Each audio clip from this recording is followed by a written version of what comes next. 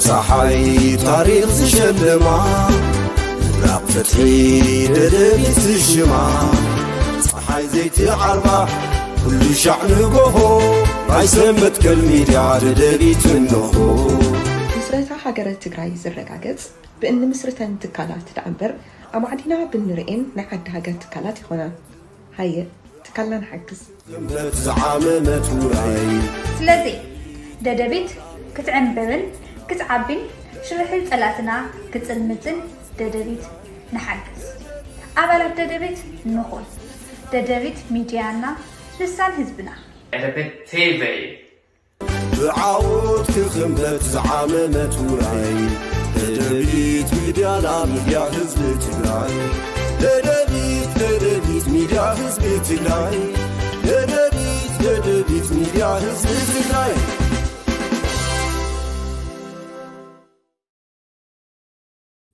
سلام تعني أبلي كورات بيت سب ددبيت ميديا كمون تحتاتلتي مدب كواخم نواخم ببزلهم معدي ساعات القطاطرة سلام تكون لنا منه ددبيت ميديا بس نقربه مدب كواخم نواخم حزنا قريبنا لنا سنة صنيحكم مدلواتنا تكافلوا عدمنا هايلومي مدلونا عبي رأسنا كمتو قبل على تري وزلهم كلتيهم تجارو انت حبيرهم كتفونا يوم زبل ناي تصفحفتي مدرة ايو زخون عب سفر عليه مدرخات العلى ايو عم ميدياون عب أخباتاتون ببقوتو ببخاويون زل عزل ايو نسو مأخل جرنا عبي تحستا سلو زخونة أنا حيتكن قبرينا زيادة راح تكون جن عب تحتون تريقوهم زلهم عبيت زعواتاتهم زلونا حزون مسانات أنيحهم مدلواتنا تكافلوا نخالقتهم كتكافلوا بزيقات أمن عدمكو نفتوانا مدلو قصروا كم تزول كوو صانحتنا عبيت زعواتات نريق الوالا انتخونه فلاماي مدبناون فلاماي بروغرامنا اللي حزنا يزلنا تبلع على زنهي ناي تصفحفحتي ولا حدش تزيكونه حزغم بحدش زلعلو زلعلو مخنيات بدنب غيرنا خنرينا قدميو جن كلت نطات كحلف خم متحساسه بحده حدا قعا اب سمين معراب زوا سميناو معراب تግራይ ኣብ ሰየምቲ ከባቢ ማይ ገንብ ዝበሃል ከባቢ ዝተኸሰተ ዓብይ ሓደጋ ንሶ ምልክታት ዝተወሰነ ክብል ቀድሚ ናፍቲ ዋና ምድላው ናይ ሎሚ ምእታውና ኣብ ሰሜን ምዕራብ ኣብ ወረዳ ሰየምቲ ኣብ ማይ ገንብ ዝበሃል ከባቢ እንታይ እዩ ተረኺቡ ኣብዚ ጥራሕተ ይኮነ ኣብ ገጠር ዝዓበየ ዝፈልጦ ኣብ ብዙሓት ከባቢታት ትግራይ ምናልባሽ እውን በብጣብኡ ከምዚ ዓይነት ክስተታት ይኽሰቱ እዮም ኢለ ዝኣምን ጎዳጉዲ ማይ ኣብ ዘለውዎ ሰለስተ ህፃውንቲ ናብ ሩባ ከይዶም ጎዳጉዲ ናብ ዘለውዎ ሩባ ከይዶም እዚዩ ብዕለት 17 እዩ ዝኮን ዘሎ ኣብዚ ወርሒ እዚዩ ብዕለት 17 ናብ ሩባ ከይዶም ኣብቲ ሩባ ጎዳጉዲ ኣለዉ ሓጋይ ክኾን ከሎ እቲ ሩባ ብሞያ ዓይኑ እውን ክሪኦ ከለኹ ምናልባሽ ንኩሉ ማሕበረሰብ ንሓደ ገይሩ ክኸይድ ዝኽእል ኣቀራርባ ከቕርቦ ማይ ሩባ ካብ ዓይኒ ካብ ፍልፍል ዝወፅእ እንድሕር ኮይኑ እቱ ፍልፍል ናይ ከርሰ ምድሪ ማይ ልዕል ክብል ከሎ ፀፍሒ ናይ ከርሰ ምድሪ ማይ ወይ ከዓ ወተር ቴብል ንብሎ እሞ ንሱ ልዕል ክብል ከሎ በቱ ክሸልከሉ ዝኽእል ሸሊኹ ወፂኡ ሩባ ይፈጥር ሕዚ እቲ ማይ ሓጋይ ክኾን ከሎ እቲ ወተር ቴብል ንብሎ ትሕት ክብል ክወርድ ከሎ እቲ ዓይኒ ማይ ይደርቕ እቲ ዓይኒ ማይ ክደርቕ ከሎ እቲ ሕብረተሰብና ዝግልገሎ እንታይ እዩ ጉድጓድ ይኹዕት ኣብቲ ሩባ ኣብ ሩባ ሰለስተ ኳዕተ ይኮነ እቲ ጉድጓድ ማይ ዝህብ ዘሎ ማይ ከም ዘሎ የሪአካ ኣሎ ግን እቲ ወተር ቴብል ትሕት ኢሉ ኣሎ ሓጋይ ስለ ዘሎ ማይ ስለ ዝሃፍፍ ካብ ኣትክልቲ ይኹን ካብቲ ሩባ ባዕሉ ኢቫፖሬሽን ኣሎ ትራንስፓይሬሽን ኣሎ እዚኦም ስለ ዝወስድዎ እቲ ማይ እቲ ወተር ቴብል ትሕት ይብል ሕዚ ንዓ ክረኽቡ ኣብ ሩባ እቲ ሩባ ባዕሉ እቲ መሬት እቲ ውሕጅ እውን ዘበሎ ዕርዩ ትሕት ዘበሎ ስለ ዝኾነ ኣብ ቀረባ ንክረኽብዎ ኣብ ጉድጓድ ኣይምና ኣብ ሩባ ጎዳጉዲ ይኹዕቱ ከምዚ ገይሮም ዝኹዓትዎም ጎዳጉዲ ቆልዑ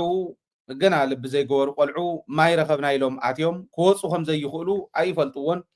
ኦረድ ናብዚ ኣትዮም ይጠፉ ማለት ልክዕ ከምኡ ኣብ ሰየምቲ እዚ ተኸሲቱ ሰለስተ ቆልዑ ክልተ ኣሕዋት እዮም ሳልሳዮም ወዲ ሓትነኦም ናብ ሩባ ከይዶም ኣብቲ ሩባ እቶም ጎዳጉዲ ኣለዉ ኣብዚ ጎዳጉዲ ኣትዮም ኣይተረኸቡን ንሙሉእ መዓልቲ ንፅባሒቱ ዕለት 18 እዮም ተረኺቦም ድሕሪ ሓደ መዓልቲ እዮም ተረኺቦም ስርዓተ ቀብሮም እውን ሽዑ ተፈፂሙ ሕዚ በብኸባቢኡ ከምዚ ዓይነት ሞት ስለ ዘየለ ይኮነን እዚኦም ፈልየ ዘልዕሎም ዘሎ ጥንቃቐታት ከም ዘድሊ ማሕበረሰብና ብፍላይ ኣብ ገጠር ዘሎ ኣብ ከተማ እውን ከምኡ ዓይነት ጎዳጉዲ ኣለዉ ስኢሎም ህድም ኣቢሎም ዝኾነት መኽደን ገይሮም ህፃን ቆልዓ ከፍታ ዝኽእል መኽደን ገይሮም የቕምጥዋ እሞ ተኸዲና እያ ተባሂሉ ህፃውንቲ ስቂሎም ይገድፉ ኣብዚ ዓዲ ዘሎ ተመክሮ ክነግረኩም ኣብዚ ዓዲ ኣነ ዘለኹሉ ዓዲ ጥራሕ ኣይኮነን ኣብ ዝኾነ ይኹን ኣብዚ ማዕበል ዓዲ እንታይ ይግበር ጥንቃቐ ናይ ወለዲ ነዞም ቆልዑ እዚኦም ወሲንዎም እኒሄ ሕዚ ናይ ወለዲ ጥንቃቐ እዩ ቆልዓ ካብ ገዛ ርሕቕ ክብል ከሎ ናብ ሩባ ምኻድ ናብ ካሊእ ምኻድ ስኢሉ ናይ ገጠር ቆልዓ ከዓ ኩሉ ብህፃንነቱ ምራኽ ይሕሉ ካሊእ ይሕሉ ፍቐዱኡ ስለ ዝኸይድ ከምዚ ዓይነት ሓደጋ ከብፅሑ ዝኽእሉ ጎዳጉዲ ይኹን ካልኦት ጥንቃቐ ብዘይ ምግባሮም እቶም ልቢ ዘለዎም እቶም ዓበይቲ እቶም ወለዲ እቲ በዓል ጉድጓድ ጥንቃቐ ብዘይ ምግባር እዮም እዞም ቆልዑ እዚኦም ጠፊኦም እዩ እንታይ ክግበር ዝግብኦ ክሕፀሩ ይግብኦም ነይሩ ህፃውንቲ እውን ናብኡ ከይቐርቡ ብደንቢ ምምሃር ወርኒ ምግባር የድሊ ነይሩ እዚኦም ተሳኢኖም ኣለዉ ኣብ ካልኦት ከባቢታት ትግራይ ኣብ ከተማ እውን ይኹን ኣብ ገጠር ከምዚ ዓይነት ነገር ከይኽሰት ጥንቃቐ የድሊ ለዚ ማሕበረሰብና ክጥንቀቕ ኣለዎ እዩ ኣብዚ እንታይ ይግበር ዝበልኩኹም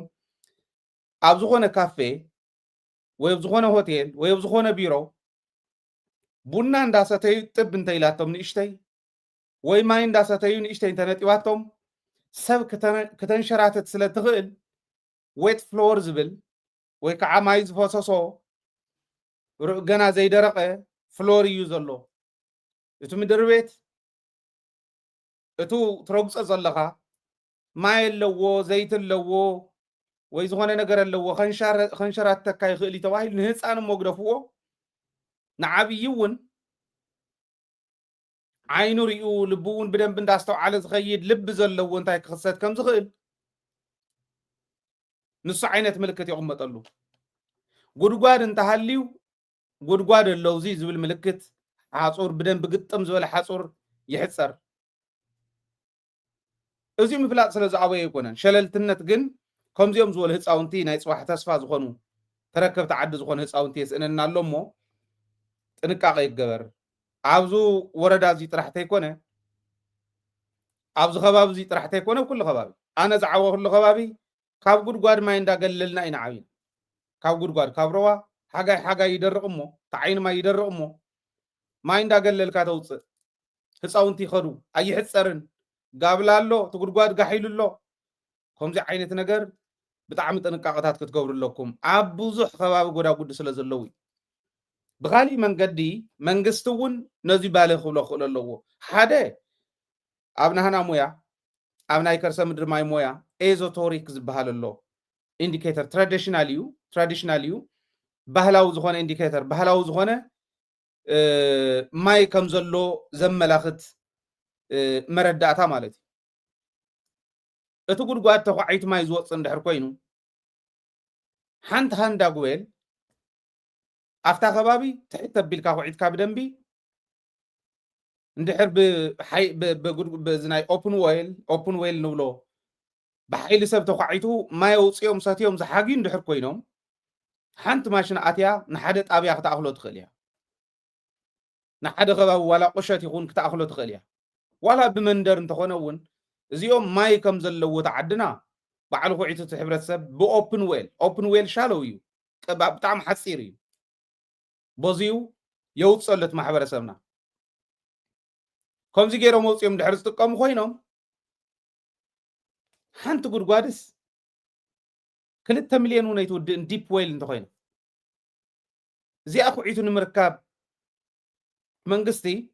እቲ ግዜያዊ ምሕዳር ሕዚ እቲ መንግስቲ ትቅድሚ ሕዚ ክንሳገር ከለና ናብ ስሩዕ መንግስታት ተሳጊርና እውን መንግስትና እዚኡ ክሓስብ ክኽእል ኣሎ ትዝበልዕዎ ኮይ በዓል ጌታቸው ዝወሰድዎ ጉድጓድ ዝወሰድዎ ገንዘብ ክንደይ ጉድጓድ ምኹዓት ቢሊየንስ ኦፍ ብር ኣጥፊኦም ቢሊየንስ ኦፍ ብር ንማንም በቲኖም ከብቅዑ ከለው ሕብረተሰብና ኣገልግሎት ከይረክብ ካብከም ዝበለ ሓደጋ ከይድሕን ካብ ማይ ፅምኢ ከይወፅእ እዩ ዝገብር ክንደይ ሚልዮን እያ ክትኣኽላ ንሓንቲ ጉድጓድ ን1,000 ስኩዌር ሜትር ተሓዝ ንበል 1,000 ስኩዌር ሜትር ተሓዝ ንበል 1,000 ስኩዌር ኪሎ ሜትር ማለት እዩ ከምኡ ጌርኩም ድኹዓትው ወይ ድማ ዋላ ድሓን ንሓንቲ ጉድጓድ ን25 ስኩዌር ኪሎ ሜትር ዋላ በልዋ ወይ 100 ስኩዌር ኪሎ ሜትር በልዋ ክንደይ ጉድጓድ እዩ ንኾነ 54,000 ስኩዌር ኪሎ ሜትር እያ ትግራይ ን100 መቂልኩም እዚኣ ን100 ስኩዌር ኪሎ ሜትር መቂልኩም ክንደይ ጉድጓድ እየን ከኣኽልኣ ታይ 10 ኪሎ ሜትር ማለት እዩ ሓንቲ ጉድጓድ 10 ኪሎ ሜትር ብ10 ኪሎ ሜትር ኣብ ማእኸል 5 ብ5 ኣብቲ ማእኸሎም ኣብ ሰንተር ጌርካ ክኾነ ይኽእልን ንሕዚ ንሓንቲ 100 ስኩዌር ኪሎ ሜትር ሓንቲ ጉድጓድ ሓንቲ ዲፕ ዌል ሻለው ኣብ ዝኾነሉ ተኣኪፈር ከዓ ናይ ዲፕ ዌል ገንዘብ ን5-6 ሻለው ጉድጓድ ሓፂር ጉድጓድ ጌርካ በቲንካ ክኸውን ይኽእል እዩ ብዙሕ ባጀት ዝውድእ ከይመስለኩም ቀሊል እዩ ምናልባች ኣስሊሐ ከቅርቦ ክእል እንዴ እታ ናይ ትግራይ ኤርያ እውን ርኢና ክነቅርቦ ንኽእል እንዲና ብዋናነት ግን መንግስቲ ብሕልና ደረጃ ዝሓስብ ከምኡ ገይሩ ዝሓስብ መራሒ እንተዘይሃልይዎ ከም መንግስቲ እውን ብፖሊሲ ደረጃ ትግራይ ከም ትግራይ ናብ ከም ዝበለ ክነሳግራ ኢና ዝብል ኣተሓሳስባ ተዘይሃልይዎ ትርጉም የብሉን ስኢሉ ተሃፍቲ ስለ ዘሎ ጥቕሚ የለን እኮ ይብሉና ኣለዉ በዓል ወልደ ስላሴ ሰባት ኮይኖም ከፍ ኢሎም ሓደ ግዜ ከቅርብ ርአዮ እስካዕ ሎማዓንቲ ዝግንነን ኣሎ ትግራይ ስድኻ ስለ ዝኾነት እያ ደሞዝ ዘይትኸፍል ይብል ናይ ሕልና ድኽነት ዘለዎም መራሕቲ ስለ ዝመርሕዋ ኣይኮነን ኢሉ ትግራይ ሃፍታም እያ ብኩሉ ብሰብ ሃፍቲ እኹል ዝኾነ ሙኽዓ ብደንቢ ታሪክ ዘለዎ ሰብ ሃፍቲ ኣለዋ ብተፈጥሮ ሃፍቲ ከምኡ ብናይ ቱሪዝም መስሕብ ከምኡ ዝተዓደለት ጀጋኑ ዝነበርዋ ስለ ዝኾነት እዚው ብደንቢ ተረዲኦም ዝኸዱ መራሕቲ ስለ ዘይረኸበ ጥራሕ ባኺኑ ዝተርፍ ዘሎ እምበር ትማይ እውን ዝፀምእ ማሕበረሰብ የመሃለወናን እዚው ይተሓሰበሉ ካብ ከም ዝበለ ሓደጋ እውን ክንድሕን ክንክእል ኣለና ዝብል ከቕርብ ደልየ እቲ ሓንቲ እታ ካልአይቲ ትማሊ ንደደቢት ሓጊዝናስያ ንእከለ ሂወዮ ዝብል ሕጂ እውን መፂኒ ንእከለ ሂብናዮስ እታ ናይ ኣባልነት ቁፅረይ ክረክብ ደልየ ኣባል ምዃነይ ከረጋግፅ ደልየ እቲ ገንዘብ ግን ንእከለ እየ ሂወዮ ኢሉ ዝደወለለይ ሰብ ስለ ዝነበረ ንምጥንቃቕ ዝኣክል ኣነ ብዙሕ ግዜ እየ ዝደግሞ ዋላ ንዓይኒ ሃይለ እውን ኣብ ኢደይሲ ኣይተሃውኒ ናብ ናይ ደደቢት ኣካውንት እትው ፕሊስ ኣይተሃውንን ዓይኒ ሰብ እውን ኣይተሃውዎ ወጋግን ባንክ ከይድካ ኣብ ዓዲ እንተኮንካስ ኣብ ዓዲ ዘሎ ስለ ዝኾነ ዝደወለልና ንደደቢት ክትሕግዝ ተደሊኻስ ወጋግን ባንክ ከይድካ ናብዚ ኣካውንት እዚኣ ምእታው እያ በቃ ንሰበይ ተሃው ንዓየይ ተሃውኒ ንስታፈይ ተሃውዎም ንኻሊእ ሰብ እውን ኣብፅሑልና ኢልኩም ኣይተሃው ፕሊስ ማለት ቱ ኣብ ዓድና ዝንሄ መስርሕ ዝኾነት ናይ ሙስና ክፍተት ንክትህሉ ለይትን ቀትርን ፅዕሩ መራርሓብ ዘለውሉ ዓዲ ከምኡ ጌርና ክንወፆ ስለ ዘይንኽእል እየ ዝብል ዘሎ ሕዚ ንመን ኢልና ንሓቶ ንሰብ ሂወየ ኢሉ ባዕሉ ሕተቶ ነቲ ዝሃቦ ብርግፅ ድሕሪ ሕዚ ግን ንደደቢት ዝሕግዝ ኣብ ዓዲ ዘሎ ካብዚኣ ወፃኢ ንሰብ ከይህብ ንሰብ ከይትህቡ ዋላ ንዓይኒ ሃይለ እውን ከይትህቡ ንስታፈይ እውን ከይትህቡ ናብዚኣ እትው ክድግፉ እንተኾንኩም ኣብ ደገ ዘለኹም ናብዚኣ እትው እዚኣ እቲ ኣካውንትና ናይ ደገ ከዓ ናይ ናሽናል ኣውስትራልያን ባንክ እያ ናብዚኣ ሓግዙና ካብዘን ሕዚ ዘቕረብክዎን ወፃእ እንተኮይነ ነብ ታሕቲ ጎፈንድም ኣሎ ፔይፓል ኣለዉ ዝብ ዲስክሪፕሽን ናይ ኣባልነት ፎርም ኣሎ ኣብ ዩቱብ ቻናልና እውን ኣባል ምዃን ትኽእሉ ኢኹም እዚኦም እንዳሃለው ንሰበይ ተሃውየ እንዳበልኩስ ንሰብ እንዳሃብኩም ንባዕልኩም ንምንታይ ትጉድኡ ትኽክል ኣይኮነን ደደቢት ሚድያ ሓድሽ ኣሰራርሓ ክንጅምር ኢልና ኢና ካብ ሙስና ነፃ ዝኾነ ኦዲት ዝግበር ናብ ኢድ ሃይለን ተመፅዩ ናብ ኢድ ካሊእ ስታፍ እንተኸይዱ ኦዲት ዝግበር ኣይኮነን ኣይግበርን ዝብሎ ዘለኹ ዘይክእትውዎ ይኽእሉ እዮም እዚ ሙስና ክነጥፍእ እንተኮይና እስከ ሓድሽ ንጀምሮ ንሕና ኣይተሃውለይ ቲፕ እውን ኣይተሃውና ኣይንደልን ንሕና ተደሊኹም ታ ቲፕ ንደደቢት ሃብዋ እሞ ናብተን ሕዚ ዘረኣኹም እትውዎ ሙስና ይተለማምዱልና ሓደ ግዜ ብጣዕሚ ክውቀት ዘለዎ ጽባሕ ንጎ መፂኹም ክትሰርሑልና ምእንታን ገለ ኢሎም ዋላ ንስታፍ እውን ይሁ ኣነ ንናይ ካሊእ ሚድያ እውን ትህቡ እንተሪአኩም የክኸሰኩም ከምኡ እንዳገበርኩም ኢኹም ሙስና ተልሙዱ ማሕበረሰብ እዩ ዘልሙዶ ዘሎ ነቱ ኣብ ስልጣን ዝኒሄ 3 ሰነ ተጎዲእና ክቕፀር ከሎ ሓደ ናይ መንግስቲ ሰራሕተኛ መንግስቲ ኣገልግሎት ንክኸፍል እዩ ዝቆፅሮ ናይ ማይ ሃፍቲ ሰራሕተኛ እንተኮይኑ ወይ ናይ ዝኾነ መዘጋጃዊ ሰራሕተኛ እንተኮይኑ ቆፃሪት መፅኡ ቆፂሩ ንክኸይድ ወይ ተበጠሰ ነገር ናይ ቴሌ እንተኮይኑ እውን ተበጠሰ ክሰርሕ እንተመፅዩ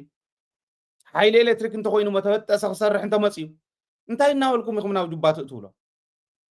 ኣረ ስነ ስርዓት ግበሩ በይዛኹም ስርዓት ንልመድ ማሕበረሰብ ከምዚ ገይሩ እንድሕሪ ሒዙ እቲ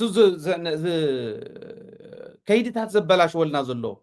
ሙሰኛታት በዚሖም ከምዚ ባደየ ዝበሃል ዘሎ እዚ ክንፀርግ እንተኮይንና ካብ ማሕበረሰብ እዩ ዝጅመር ካብ ገዛእያ ትጅመር ጉቦ ሂብካ ውላድካ እውን ከይትልኽ እዚኣ ክገብረልካ እሞ እዚኣ ግበረለይ ኣይበሃልን ዋጋ ተውፅእ እንተኮይና እዚኣ ትሰርሕ ከለካ ዋጋ እዚኣ እያ እዚኣ ተዋፃእካ ዶ ኢልካ ልኣኮ ወድኻ እውን ኣልሙዶ ካብ ገዛ ዋግደፉና ኣነ ማለት ሓደ ሰብ ኣይኮነን ዝድውለለይ ዘሎ ኩሉ ግዜ እንዳደገምኩ በይዛኹም ኣይተሃውና ንሕና ካሽ ኣይንደልን ኣብ ኢድ ኣይተሃውና ናብ ናይ እከለ ኣካውንት ዝበሃል የለን ኣካውንት ኣለና ሕጋዊ ሚድያ እዩ ሕጋዊ ኣካውንት ኣለዎ ሕጋዊ ኣካውንቱ ንሪኦኩም ኣለና ናብዚኣ እትው በቃ ንደደቢት እንተኮይኑ ንኻሊእ እውን ከምኡ ገበሩ ግን እየ ዝብል ዘለኹ ኣነ ሙስና ክንፀርግ እንተኮይንና እዙይ ንግበር ክብል ደልየ ናብቱ ዋና ምድላውና ክንመፅእ ከለና ቦታ ዓብይ ርእስና ኢሎም እንጀምር ሁለቱ ትግሬዎች አንድ ከሆኑ ይበትኑናል ከሽንፉና እዮም ክስዕሩና እዮም ከጥፉና እዮም ክልቲኦም ተጋሩ ሓደ እንተኮይኖም እቱ ነንወይኖም ከምቶም ሰለስተ ውዕር ነንወይኖም ፈሊና ክነጥፍኦም ኢና ኢልና ዓሊምናዮ ዝመፃናሉ መንገዲ ኣየዋፀናን ክንገብሮ ይንኽእልን ነንወይኖም በቲና ክነጥፍኦም ንኽእል እንተኮይንና ንቐፅሎ ኣብቲ ሕዚ ዝኔውሉ ግን ናብ ሕብረት ይመፁ ስለ ዘለዉ ክልቲኦም ተጋሩ ከጥፉና እዮም ያጠፉና ይብሉ እዚዩ ቅድሚ ሕዚ ተባሂሉ እዩ ብደንብ ገይረ ከስታውሰኩም ቅድሚ ሕዚ መጋቢ ሐዲስ እሸቱ ዝበሃል ወዲ ክዛረቦ ከሎ ተስታውስዎ ኢኹም ኤርትራና ትግራይ አንድ ቢሆኑ ኑሮ አልቆልን ነበር ከምቲ ሕዚ ኤርትራውያን ሒዝና ንተጋሩ ነብልዖም ዘለና ከምቲ ፀኒሕና ተጋሩ ሒዝና ንኤርትራ ክንበልዖም ኢና ኢልና ንሓስቦ ዘለና ከምኡ ክንገብረ ይምኽኣልና ሓደ እንተዝኾኑ ነይሮም ማለት እዩ ነይሩ መጋቢ ሐዲስ እሸቱ ነጊሩና ገሊኦ ስሒቁ ገሊኡ ረኣኹሞም ኢሉ ንሕና ደደቢት 10 ግዜ መላሊስና ህዝቢ ኤርትራ እቱ ትግራዋይ ትበልዓሉ ዘለኻ ሕዚ ሻዕብያ ትግራይ እናበልዐ ህዝቢ ትግራይ እናጨፍጨፈ ብዘለሉ ስኢልኩም ትርእዩ ዘለኹም ሕዚ ጽባሕ ንጎናባኹም እያ እዚኣ እያ እታ መተል እዚኣ እታ ተንኮል ናይ ፀላእቲ እዚኣ እታ ተንኮል ናይ ተስፋሕፋሕቲ ኤርትራ ስለ ዝኾንኩም ኣብ ኤርትራ ስለ ትርከቡ ኤርትራውያን ስለ ዝኾንኩም ካብ ትግራዋይነትኩም ኣይተምልጡን መንነት ይንሱ እዚና ንብሎም ነርና መንነታውያን እንዳበሉ እውን ተጎጀሉ ሓደ ግዜ ብተኑ ዳ እምበር ከምኡ ኢሎም ዘቋቁሙ ኤርትራውያንን ተጋርኑ ነይሮም እዮም ኣለዉ ሕጂ እውን ንሕና ከም ደደቢት ብደንብ እናሰርሕናሉ መፂና ኢና ሕዚ ኣዲስ ኣበባ ዝግበር ኣኼባታት ኩለን ካብ ኣዲስ ኣበባ ከይዶም ኣብ ጎንደር ኣብ ባህር ዳር ዝገብርዎን ዘለዉ ኣኼባታት ኩለን መግለፂአን እዚ ኤርትራና ትግራይ አንድ ከሆኑ ያጠፉናል እስከ ዛሬ ድረስ ትግራይ ላይ የፈጸምነው ግፍ ዋጋ ያስከፍላል እስከ ዛሬ ድረስ ኤርትራ ላይ የፈጸምነው ግፍ ዋጋ ያስከፍለናል አንድ ከሆኑ የሚችላቸው የለም እቅዳችንም አይሳካም ትግራይን መውረር አንችልም፣ ትግራይን ማበሳበስ አንችልም፣ የወሰድነው የትግራይ መሬት ይዘን መቀጠል አንችልም፣ የምናስበው የኤርትራ ባህርም የምናገኘው አይደለም ይሉ እዚሁ ኣብ አዲስ አበባ ኣብ ናይ ብልጽግና ናይ ካቢኔ ኣኼባ ሕዚ ቀኒዮም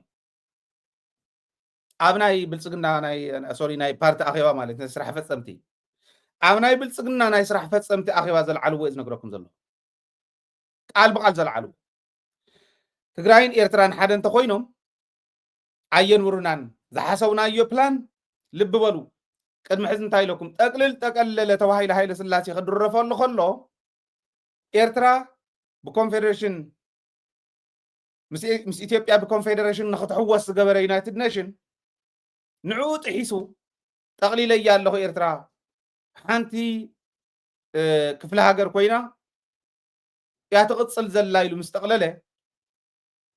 ጠቅልል ጠቀለለ ተባሂሉ ኣብቲ ሽዕ ግዜ ናይ ትግራይ መሬት እንዳቆረሱ ዝወሰድዎ ንወዲ ሰበይቱ እምበርኳ ወዲ ኣይኮነን ኣስፋሰን ዝበሃል ወዱ እዮም ዝብልዎ ወዲ ሰበይቱ ግን ብትክክል ታሪክ ንዝፈልጥ ሰብ ኣስፋሰን ዝበሃል ወዲ ሃይለ ስላሴ ይኮን ወዲ ሰበይቱ እዩ ሰበይቱ ካብ ሓዋ ዝወለደቶ እዩ ታሪክ ኣነ ምናልባሽ ብዙሕ ግዜ ቃልኣት ሄዳ ኣይበልኩን እምበር ኣብ ስልከ የሎ ኣብ ግራዋ ዝበሃል ቦታ ግራዋ ኣብ ኦሮሚያ እዩ ልጅ ኢያሱ ካብ ማለት ልጅ ኢያሱ ስለ ዝነበረ ድሕሪ ምኒልክ ክነግስ ዝነበሮ ሃይለ ስላሴ ሞግዚት ኮይኑ ቀፂሉ ንጉስ ንክኸውን ካብ ልጅ ኢያሱ ንላዕሊ ግን ናይ ንጉስነት ኣድቫንቴጅ ስለ ዘይነበሮ ንልጅ ኢያሱ ከጥፎ ነይሩ ሓፍቲ ልጅ ኢያሱ እያ ሰበይት ሃይለ ስላሴ ስለዚ ብዓዲ ሕምነት ክረኽቦ ይኽእልን ሞግዚት ኮይኑ ግን ፀኒሑ ንልጅ ኢያሱ ቀቲሉ ኣሲሮም መናሚኑ ንባዕሉ ስልጣን ንምርካብ ዝገበሮ ኣብ ብዙሕ ቦታ ኣሲርዎ እዩ ካብ ኣተን ሓንቲ ግራዋ ትበሃል ከባቢ እያ ቤተ መንግስቲ ይሰርሕ ኣለኹ ኢሉ ቤተ መንግስቲ ተምሲሉ ሰሪሑ ብጣዕሚ ከይደሪኦ እየ ኣለኒ ኣብ ኣርካይቭ ኣለኒ ከምጠልኩም እየ ከምፃልኩም እየ ናልባሽ ከም ኖት እውን ክሕዞ እየ ከነምፆ ኢና ብደንቢ ክንሰርሖ ኢና እቲ ቪድዮ ስለ ዘሎ ማለት እየ ሕዚ ኣብ ግራዋ ቤተ መንግስቲ ኢሉ ሰሪሑ ማዓተው ዕርቲ ሓሪዶም ተሰርሐ ተመረቀ ቤተ መንግስቲ ነይሩ ኣብኡ ምእሰር ልጅ ኢያሱ ሰለስተ ዙር ግብለው ኣነ ባዕለይ ከይደሪኦ እየ ብዓይኒ ሰለስተ ዙር ግብለው ሕዚ ኣብ ኣዲስ ኣበባ መኳንንቲ ናይ ኣዲስ ኣበባ ቁርብትላን ኣፅዕፅዕ ከብልሉ ከለው ንሃይለ ስላሴ ሕቶ ኣብ ግራዋ ዘሎ ቤት ማእሰርቲ ይጥንክር ኣብ ታሕቲ እግርኻ ክትረግፆ ዘይትኽእል ዛሕሊ ኣለዎ ኣነ ባዕለይ ከይደ ስለ ዝረኽቦ ብጣዕሚ ዝገርም ኣለዎ እና ናብኡ ይወርድ ድሓር ነተን ኣንስቲ ከይዱ ሰብ ከይሪኦ ምእንታን ሓፍቱ ጥራሕ እያ ተኣቱ እምበር ጓል ኣንስተይቲ ካልእ ተኣቱን ንምንታይ እንተኣትያን ድንገት ዋይ ወዲ ተባዕታይ ስለ ዝኾነ መንእሰይ ስለ ዝኾነ ከይወልደላ እሞ ዘርኢ ናይ ንጉስ ስለ ዝኾነ ወዲ ራእሲ ሚካኤል ስለ ዝኾነ ከይነግስ ወዱ ከይነግስ ናይ ሃይለ ስላሴ ዘርኢ ክቅፅል ተባሂሉ ሃይለ ስላሴ ከጥፎ ድል ኣጥፊእዎ ግን ኣስፋሰን ሓፍቱ ምስ ኣተወት ሰብኣይ ከንጊስኪ ሰብኣይ ክን ኣሲሩ ነጊሱ እንዳሃለወ ስኢልኩ ምስኡ ክትነብሩ ከለኺ ፈቂደ ርኤክን ኢሉ ካብ ሓፍቱ ይወሊድዎ ኣስፋሰን ወዲ ልጅ ኢያሱ እዩ ካብ ሓፍቱ ዝተወለደ እዚዩ ታሪክ ዝፈልጡ ዝነገሩን እዩ ኣብ ኣርካይቭ የሎ ከቅርበልኩም እዩ ብዝኾነ ኮይኑ እንታይ ክብል ደልየ ሃይለ ስላሴ ከምዚ ገይሩ ዝጥፋእ ኣጥፊኡ ንጉስ ምስ ኮነ ንኤርትራ መሊሱ ምስ እተዋ ናብ ኢትዮጵያ ጠቅልል ጠቀለለ ተባሂሉ ክድረፈሉ ከሎ ልክዕ ከምኡ ስታትዩት ናይ ሃይለ ስላሴን ናይ ምኒልክን ዘቕመጠ ኣብይ ኣሕመድ ከም ሃይለ ስላሴ ክድረፈሉ ጠቅልል ጠቀለለ ክበሃል ስለ ዝኾነ ተሓሳቡ ዝነበረ ንኤርትራ ከይድና ዓሰብ ክንጥቅልል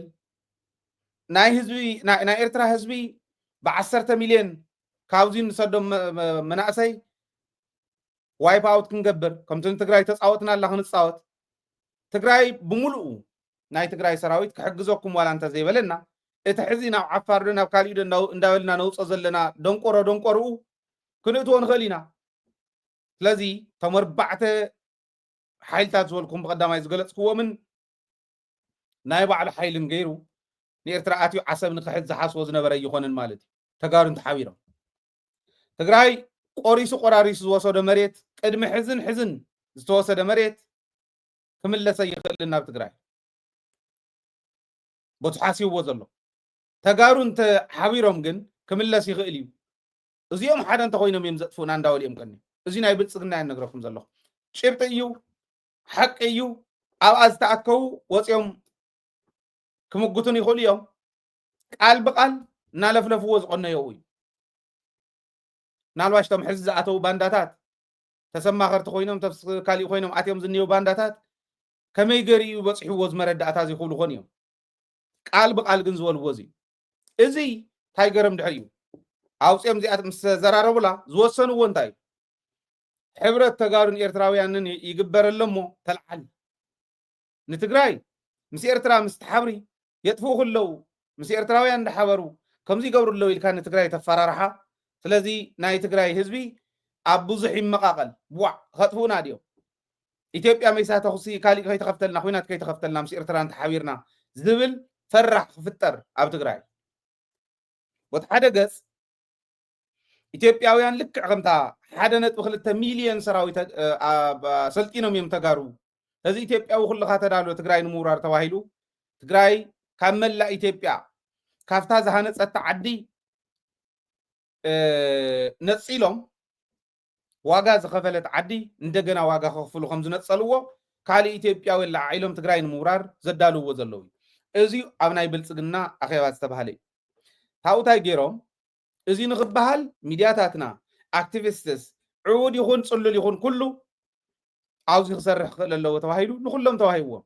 ካብኡ ቶም ዳይሬክት ዝዛረቡ እንታይ ይብሉ እቲ ናይ ብልፅግና ዝብለኩም ዘለኹ እዛ ናይ ሕዚ ጥራሕ ኣይኮነን ተኣኼባ ባይዙ ቅድም ኢሎም እውን ኣልዒሎሞ ሕዚ ጥራሕ ከይመስለኩም ቅድም ኢሎም እውን ኣልዒሎሞ ነይሮም እዮም ሰባት ተመዲቦም ሚድያታት ዝሕዙ ሰባት ንሚድያታት ዘታልሉ ሰባት ተመዲቦም ንእከለ እከለ ይሓዘን እከለ ይሓዘ ተባሂል እንተሉ ኣክቲቪስትስ ማሕበራዊ ሚድያ እንተይተረፈ መደናገሪ ክሕዙ ተመዲቦም እዮም ነዞም ተመደቡ ሰባት ኩሎም ዘተሓባብር ዘሪሁን ተሸሞ ዝበሃል ቀውሲ እዩ ሰብኣይ እዚዩ ብፀረ ትግራዋይነቱ ዝፍለጥ እዩ ትግራይ እንተዘይጠፊኣ ደቂሱ ክሓድር ዘይኽእል እዩ ንዝኾነ ይኹን ባንዳ ናይ ትግራይ ብማግኔት ደልዩ ዝረክብ እዩ ንዝኾነ ይኹን ፀላእ ናይ ትግራይ ብማግኔት ደልዩ ዝረክብ እዩ ቀኒና ኢና እንዳበልና ቀኒና ኢና ንኣብነት ንኤርምያስ ለገሰ ዝእመኖንስ እዩ ኤርምያስ መርገፂ የብሉን ናይ መንግስቲ ኮሚኒኬሽን ሚኒስትር ዴታ ካብ ዝነበረሉ ግዜ ጀሚሩ እዩ መርገፂ ዘይብሉ ገንዘብ ብዙሕ ገንዘብ ሰሪቁ እዩ ከወራርድ እውን ተሓቲቱ ከም ዝነበረ ይፍለጥ እዩ ተገምጊሙ እዩ ድሕሪ ግምገማ እውን ብዙሓት ስጉምቲ ክውሰዱ ነይሮም እዮም ድሓር ንስራሕ ንኣሜሪካ ምስ ከደ ብዘለዎ ጠፊኡ ኣብ ኢሳት ኣትዩ ከም ዝነበረ ትፈልጡ ኢኹም ስራሕ ይከይዱ ነይሩ እዚዩ ጀነራላት ትግራይ በዚሖም ናይ ፈርት ንብረት እዚ ዝመስል እዩ ምሽጥር ናይ ኢትዮጵያ ሒዙ ከይዱ ካብኡ ግን ኣብ ናይ ትግራይ ሓሶታት እናወሰኸ ናይ ትግራይ ትካላት ክፈርሳ ናይ ትግራይ መሪሕነት ክበሳበስ ክበታተን ዘይገበረ ይነበረን እዚ ገይሩ እዩ ነጋዶ ንኣብነት ኣብ ልዕሊ ተጋሩ ካብ ዝዘመተሎም ነጋዶ ናይ ተጋሩ ብምልኦም ዘሚትሎም እከለ ክንዲ ዘለዎ እከለ ክንዲ ዘለዎ እንዳበለ ኣብ ዘይብሉ ሓደ ነጥቢ ክልተ ሰራዊት ኣለዋ ትግራይ ዝብል ሓሶት ምስ ሃፍታሙ ኮይኑ ኣብ ልዕሊ ፈርት ዝገብሮ ዝነበረ ግደፍዎ ኣብ ልዕሊ ሕወሓት ያው ባዕሎም ካድረታት ሕወሓት ስለ ዘለዎ ይሰንፍሉን እምበር ኣብኡ እውን ዝገበሮ ጉድ እዩ ኣብ ልዕሊ ተጋደልቲ ኣብ ልዕሊ ትግራይ ባዕላ እዚኦም ብምልኦም እንዳዘመተ ዝፀንሐ እዩ ግን ደልዩ ረኺቡ ናፍቲ ዝነበረ ናይ ቅድሚ ሕዚ ክመልሶ ዝገበሮ ዘሪሁን ተሾመ ዝበሃል ሰብኣይ ንዕኡ ጥራሕ ተይኮነ ግን ንቴድሮስ ዝበሃል ቴድሮስ ኣስፋው ዝበሃል ቆልዓ ንኻልኦት እውን እቲ እዩ ትዘሪሁን ተሾመ ዝበሃል ስለዚ ኣክቲቪስታት እውን ደሩ ዝሃረሩ ዶ ሞጣዶ እንዳተባሃለ ኩሎም እዮም እትዮም ሕዚ ኩሎም ረኣይዎ ኣብዛ ሰሙን እዚኣ ብልፅግና ኣኼባ ካብ ዝኣቱ ንነዘ كلهم تاريخهم حدا عينت نقولهم يدقمون حدا غقرولكم أو كلهم زحز غقرولكم تزيركم أنا عين عقني يبتنون سمينين ياكلوا تقولوش نج إمانو أوروما اللي يبتنني أوروما غير يفلق الله ونم يسرّان أوروما بتورنت يمنا شنفو كلها تقريقل تاشنفو أشل تتناكرون ديماتو لولت ياشنفونا بتحدث ناي تجارو جننة يزمسكر زلوا جننة تجارو نتاعي مسلي زنقرنا زلوا نعيكم يزرداني حقويو خلتي أموني يد خلتي أموني مدلين تحدى نقبل أنت زي جورني يوم بسيراتهم بتنقلهم تحدى أنت يدق فون ننوينهم تنسأس إلهم بدحريد أنت زي وقع تقراواي أخلي نزيو أخليو نتسترفه إرتراون أخليو تقراي تزي هاليا تقراي تزي نخي أتو إرتراون أخليو هتنا إثيوبيا حيلي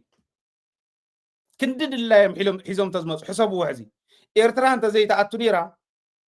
تزغفلنا يواقع نخفل تدريبهم نحنا نوعلنا نواقع إرتران تقراين دحار وشال كوينهم تدريبهم زمص سلزنا ورمبر حسبوا إرتران تزي تأتو ملا إثيوبيا أنت تسلفون تايك خوون كم زغل إرترا أتياون دبر برهان كتوصي نايدو ميسانو بعد ساعات كان واقع فيلم من سراويت نمبر دبر برهان كوصي سراويت تقراي حقيو حبيرم تمصيهم نايسومن غدايا ملا إثيوبيا مكسار نايسومن غداي ግን በይኑውን ህዝብ ትግራይ ከመይ ክገብሮም ከም ዝኽእል ኣብቲ ሕሉፍ ዕጥቃዊ ቃልሲ እውን ርእይዎም እዩ ኤርትራ ናይ ባዕሉ ነፃ ምሰውፀ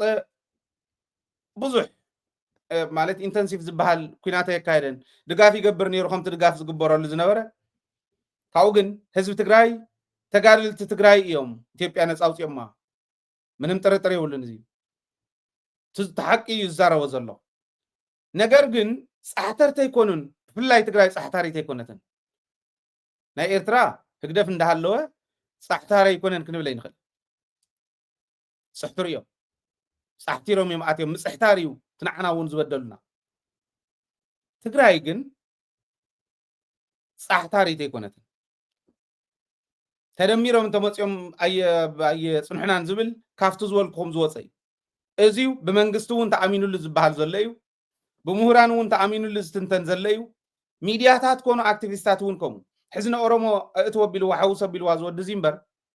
ከም መንግስቲ ተዋሂብዎም ግን ፀረ ኦሮሞ ስለ ዝኾነ ፀረ ብሔር ብሔረሰብ ስለ ዝኾነ ተተሓሳስባ ናይ ተስፋሕፋሕቲ ኦሮሞ ሃገር ክሰርሕ እዩ ይሰርሕ ኣሎ ግን ዋላ እንተገጢሙልናስ ብኩናት ክነሽንፎ ንኽእል ኢና ተጋሩ እንተመፅኦም ግን ኣይንኽእሎምን እዩ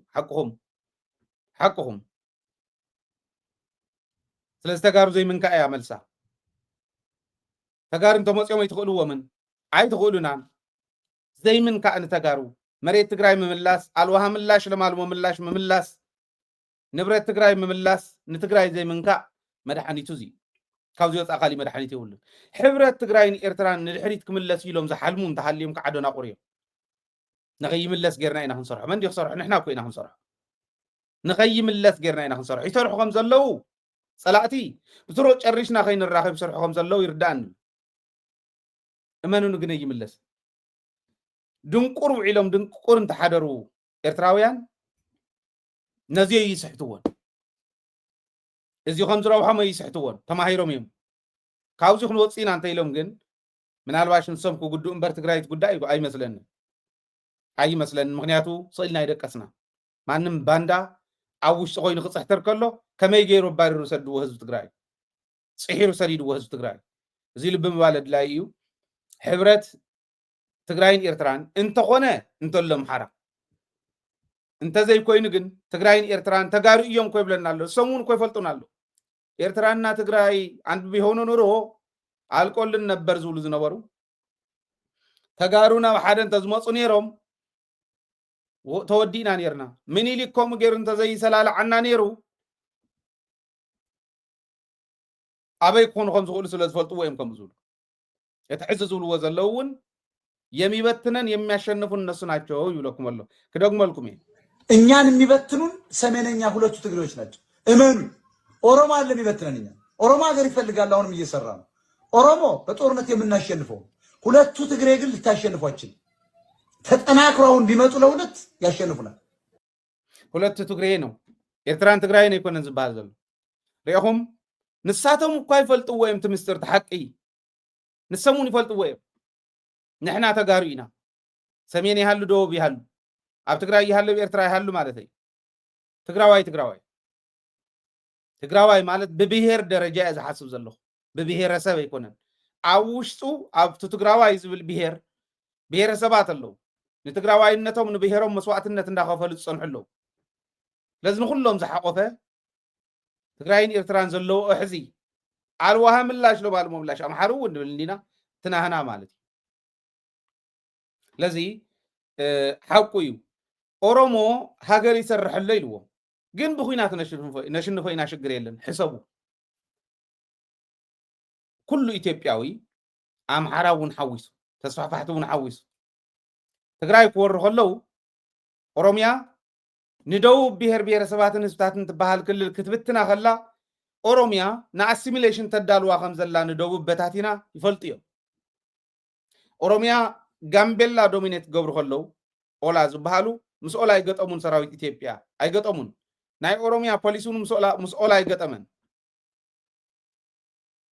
ነው የምንዩ ኦሮሚያ ንቤንሻንጉል 35% በጽሕና ኣለና 50 ፕላስ ሓደ ምስ በጽሕና ፓርላማ ክሌም ክንገብር ኢና ክብል ከሎ ሽመልስ ንምንታይ ከምዚ ትብል ዝበለ ኣምሓራ ይነበረ ይፈልጥዮም ከም ይገብሩ ከም ዘለዉ ኣብይ ኣሕመድ ባዕሉ ንዓፋር መጽዩ ኩሽኹም ንስኹም ክብሎም ከሎ ይፈልጥዮም ንሳቶም እውን እስካ ዓሰብ ናህና እዩ ወሎ እዩ ነይሩ ኩሉ ዓፋር ዝበሃል የለን ይብሉ ምዃኖም ይርድኡ እዮም ኣዋሽ በጽሕና ኣለና ክብሉ ከለዉ ኦሮሞ ኖ ተመለሰ ይበልዎም ብኣዳይቱ ገዳማይቱ እንደፍዖ ዝበሃሉ ከባቢታት ሶማልያ ክመጽእ ከሎ ኖ ተመለሰ ይበልዎም ንምንታይ እዮም ጽበዩ ዘለዉ ይመስለኩም ኦሮሞ ዝሓዘ ይሓዝ ሽግር የለን ንሕና ነሽንፎ ኢና ጥራሕ ንተጋሩ ምቅልቅል ኣቢልካ ኤርትራ ይሃሉ ትግራይ ይሃሉ ነቲ ትግራዋይ ኤርትራ ሒዝካ ተጥፍኦ ነቲ ኤርትራዊ ከዓ ዝተረፈ ትግራዋይ ሒዝካ ተጥፍኦ ዝተረፈ ዝተቀራረበ ካብ ኤርትራን ካብ ትግራይን ሒዝካ መፂኻ ነቱ መንነቱ ዘይኽሕድ ኣልዋህ ምላሽ ለማልሞ ምላሽ ዘሎ ግን ኣምሕርሒሩ ዝነብር ኣምሓራይ ዝበልናዮ በዓልና መሬትና ዝሃውና ኣብኡ ጅግና ኣሎ ትግራዋይ ስለዝኾነ ናይ ኣቦታቱ ዝሓዘሎ ኣምሓራ እኮ ኩሉ ኣይኮነን እኮቱ ዝፍክር ዘሎ ተኣማሚኖም ዝኸዱ ኩሉ ኣይኮነን ኣብታ ዕጥቃዊ ቃልስታ ዝሓለፈት እውን ርኢና ኢና ኣገው ሒዙ ታሕታይ ብለማልሞ ምላሽ ሒዞም ኣብ ለማልሞ ምላሽ ዝበሃል ዝነበረ ንነዘ ዘሎ ሒዞም ላዕላይ ብወሎ ኣልዋሃ ምላሽ ዝበሃል ሒዞም ኣልዋሃ ምላሽ ዝነበረ ኣብቲ ውሽጢ ናይ ትግራይ ዝነበረ እስካዕ ጥቃጥቃ ናይ ቆቦና የለማጣ መንጎ እስካዕ ስለ ዝኾነት ደረትና ኣብኡ ዘሎ ትግራዋይ ሒዞም እዮም ዝምክሑ ንሕና ይብሉ ካብኡ ማለት እዩ መን ከም ምዃኖም ፍሉጣት እዮም ሕዚ ነዚ ሒዞም እዮም ዝምክሑ እዚ ሒዝና ተዋጊእና ክነሽንፋ ስለንኽእል ኦሮሞ ተስፋሓይ ፀገም የብላን ንቀደም ግን ትግራይን ኤርትራን ነጥፊን እዮም ናይ ተስፋሕፋሕቲ ሓሳብ እዩ ልብን ተጥርዮም ትግራይን ኤርትራን ምጥፋእ ስለዘይከኣል ስለዘይኽእልዎ እውን ከምቲ ዝብሎ ዘሎ ሕዚ ልብን ተጥርዮም ምስ ትግራይን ምስ ኤርትራን ተሓባቢርካ ሰላም ዝኾነ ቀጠና ምፍጣር ይከኣል እዩ ናብ ዝብል ክመፁ ክእሉ ኣለዎም ልብን ተዘይብሎም ግን ሃሂሎም ባሕሪ እናበሉ ዓሰብ እናበሉ ናይ ትግራይ ቅርስን ናይ ትግራይ ታሪክን እናበሉ ክነብሩ እዮም ንኤርትራ ይረኽዋ ንትግራይ ይረኽዋ እሱ በዓልዋና ኣለዎ እንተኾነ እኳስ ኣልዋሃ ምላሽ ለማልሞ ምላሽ ኣብ ሓፂር ግዜ ከም ዝምለስ ኣይጠራጠርና ኣነ ዝሓልምዎ ዘለዉ ግን እዚ ምዃኑ ሕሰቡ ንኣብይ ኣሕመድ ሕቶኦም እንታይ እዩ እዚኦም ማዕዘ ኢና ክንረኽቦ ዓሰብ ማዕዘ ኢና ክንረኽቦ እቲ ናይ ትግራይ ቅርስን መሬትን ማዕዘ ኢና ክንወስዶ ትሒዝናዮ ዘለና ከይመፁና እንድዮም ተጋሩ ፅሕፃሕ ኮይና ዘላ ሕዚ ካብ ኣብ ምዕራብ ትግራይ ዝነበረ ወታደር እየ መራሒ እየ ዝብልና ኣዲስ ኣበባ ምምላስ ኮይኑ ዝኒሄ ፈትዮም ኣይኮኑ መፁና እዩ ሓድነትና ክሰጥም ከሎ ዝረፍዶ ኤርትራን ትግራይን ሓደ ክኾና እየን ዝብል ጭንጭንታ ሰሚዖም ተጋሩ ምዕራብ ትግራይ ሂብና ህጊርና ይንተርፍን ፅባሕ ንጎ ክነምልሶ ኢና ዝብል ብደደቢት ክሓልፍ ከሎ ኣብ ስሪኦም ሸይኖም ዝሓድሩ እዮም ንፈልጦም ኢና ፈልጥና እውን እዮም ከም ትሕዝብሎ ዘሎ ማለት ሕቶኦም ንኣብይ ኣሕመድ እዚኣ ጥራሕ ብልጽግና በሚቀጥለው ፓርቲዎች ቶታሊ ከምድር ላይ ጠፉ ይችላል። ከፌዴራል መንግስቱ በላይ ጡንቻቸውን ለማፈርጠም የሚጥሩ ክልሎች እንግዲህ ትግራይ ክልልንም በአንድ መልኩ ማንሳት እንችላለን። ጠቅላይ ሚኒስትሩ በነበረው የፓርላማ ኢናጉሬሽን ላይ ሁልጊዜ ጆሮ ግንዴ ስር የሚያቃጭለው ስንኖር ኢትዮጵያዊ ስንሞት ኢትዮጵያ እንሆናለን ያሏት ቃል ናት። የዛሬ 7 ዓመት ፖዚቲቭ የሆነ አጀማመር ውሎ ቢያድር ኖሮ ዛሬ የምንመኛት ኢትዮጵያን ከፍታ ላይ ባገኘናት ነው። ሁሉ የተቋረጠው ከኤርትራ ጋር የነበረው ነገር ሁሉ አመሰገናቸው ጠቅላይ ሚኒስትሩ ግን ውሎ አላደረም። ሁሉም ነገር ወደ ነበረበት ከነበረበትም ብሶ ተመለሰ። ሁለቱ መሪዎች ሲገናኙ ደስ ይለናል። አሁን ሲለያዩ ደግሞ ምን እንደለያያቸው አናውቅም። የዶክተር አብይ አህመድ መንግስት የጥበብ ምሪት ስለሌለ ዛሬ አሰብን በምንድን ነው የምናገኘው? ዛሬም ግልጽ አይደለም። حتى ዜራ ዋላ ይለፍልፉ ዋላ ይተንትኑ ዋላ ይበሉ አሰብ በሚገርና አይና ክንረኸባ ምንም ዓይነት መንገድ የብልናን ያ ካብ ኤርትራ ዝደልይዋስ ዓሰብ እያ ህዝቢ ኤርትራ ኸ ባዕሉ ይፈልጥ ከምኡ እዮም ዝብሉ ካብ ትግራይ ዝደልይዋስ ቅርሲ እያ ልሙዕ መሬት ታሪክ ትግራይ ጅግንነት ትግራይ ቅርሲ ትግራይ እዮም ክሰርቁ ዝደልዩ ክወስድዎ ዘይኽእሉ ንጊዮርጊስ ከም ዝሃብዎ ማለት ጊዮርጊስ ወታደር እዩ ነይሩ ምናልባሽ ጅግና ወታደር ክነብር ይኽእል እዩ ከምኡ እንተዘይኾኑ እውን ፈጣሪ ኣይመሓረዮም ሰማዕቲ ኮይኑ ታሪክ ናይ ጊዮርጊስ ዝፈልጥ ብደንቢ እንታይ ይብል ከም ዘለኹ ይርድኦ እዩ ናይ ኣሉላ ኣባነጋ ታሪክ ንጊዮርጊስ ክህቡ ከለዉ እቲ ታሪክ ንሱ ክወስድዎ ስለ ዘይኽእሉ እዩ እዚ እስካብ ተጋሩ ሓሊፉ ናባኹም መፅኡ ከይበሃል ፅባሕ ንጎ ማለት ፅላተ ሙሴ ክወስዱ ናይ ያሬድ ታሪክ ናይ ዘርዓ ያዕቆብ ታሪክ ናይ ፍልስፍና ናይ ጥበብ ናይ ስልጣነ ናይ ጅግንነት ናይ ገለ ዝበሃል ታሪክ ክወስዱ ቅርስታትና ክወስዱ ልሙዕ መሬትና ክወስዱ እዚኦም ዝደልዩ ህዝቢ ትግራይ ከ በዓል ይፈልጥ እዮም ዝብልካ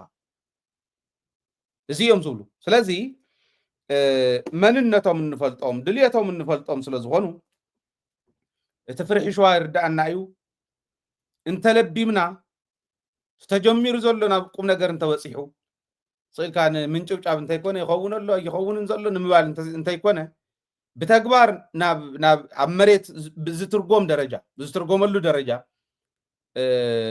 እንተተግቢርናዮ ንሕዚ ጥራሕ ኣይኮነን መጻእ ወለዶ ትግራይ መጻእ ወለዶ ኤርትራ ሰላም ረኺቡ ልምዓቱ እንዳልምዐ ዝነብረሎ ከባቢ እንተኾነ ሃገር ተዘይኮነ ተደጋጊፈን ዝኸዳ ሃገራት ክንምስረት ንኽእል ኢና ዝብል እምነት ኣለኒ እዚኢቱ ናይ ተስፋሕፋሕቲ ድሌት ግን እዚኡ ብምንታይ ይግለጽ ኣሎ እቲ ፍርሖም ኣዲስ ኣበባ ንዘሎ ትግራዋይ ኣዲስ ኣበባ ንዘሎ ኤርትራዊ እንታይ ይገብርዎ ኣለዉ እዚ ብምንታይ ይግለጽ ክልቲኦም ተደሚሮም ተመፂኦም ፀገም ክፈጥሩልና እዮም ተባሂሉስ ዓንፃ ንማዕፆ ከም ዝበሃል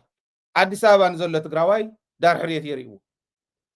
ኣዲስ ኣበባ ንዘሎ ኤርትራዊ ዳር ሕርየት የርእይዎ እዚዩ ንኣብነት ተጋሩን ኤርትራውያንን ዝርከብሉ ዝዝናነይሎም ወይ ዝሽቅጥሎም ግሮሰሪታት መዘናግዒ ከባብታት ፖሊስ ይሰኣኖም ንኽልተ ነገር ተሓደ ካብኡ ኣኪቦም ይወስድዎም እሞ ናይቲ ፖሊስ እውን ናይ ኣታዊ ፍልፍል እዩ ፍልፍል እዮም ዝኾኑ ኣኪቦም ይወስድዎም እንዳተዝናነዩ መፅኦም እንታይ ከም ዝገበሩ ብዘይፍለጥ ሲልካ ተስተኣከብ ተባሂሉ ኣኪቦም ይወስድዎም ተጋሩን ኤርትራውያን ብፍላይ ተጋሩ ኣኪቦም ይወስድዎም እሞ ንገሊኦም ገንዘብ ንዘለዎም ገንዘብ ክፈል ይብልዎም ገንዘብ ምስ ከፈልዎም ንገሊኦም ይሰድዎም ነቶም ገንዘብ ዘይከፈሉ ናብ ወኽን ቤት ይወስዱ ናብ እስር ቤት ይወስድዎ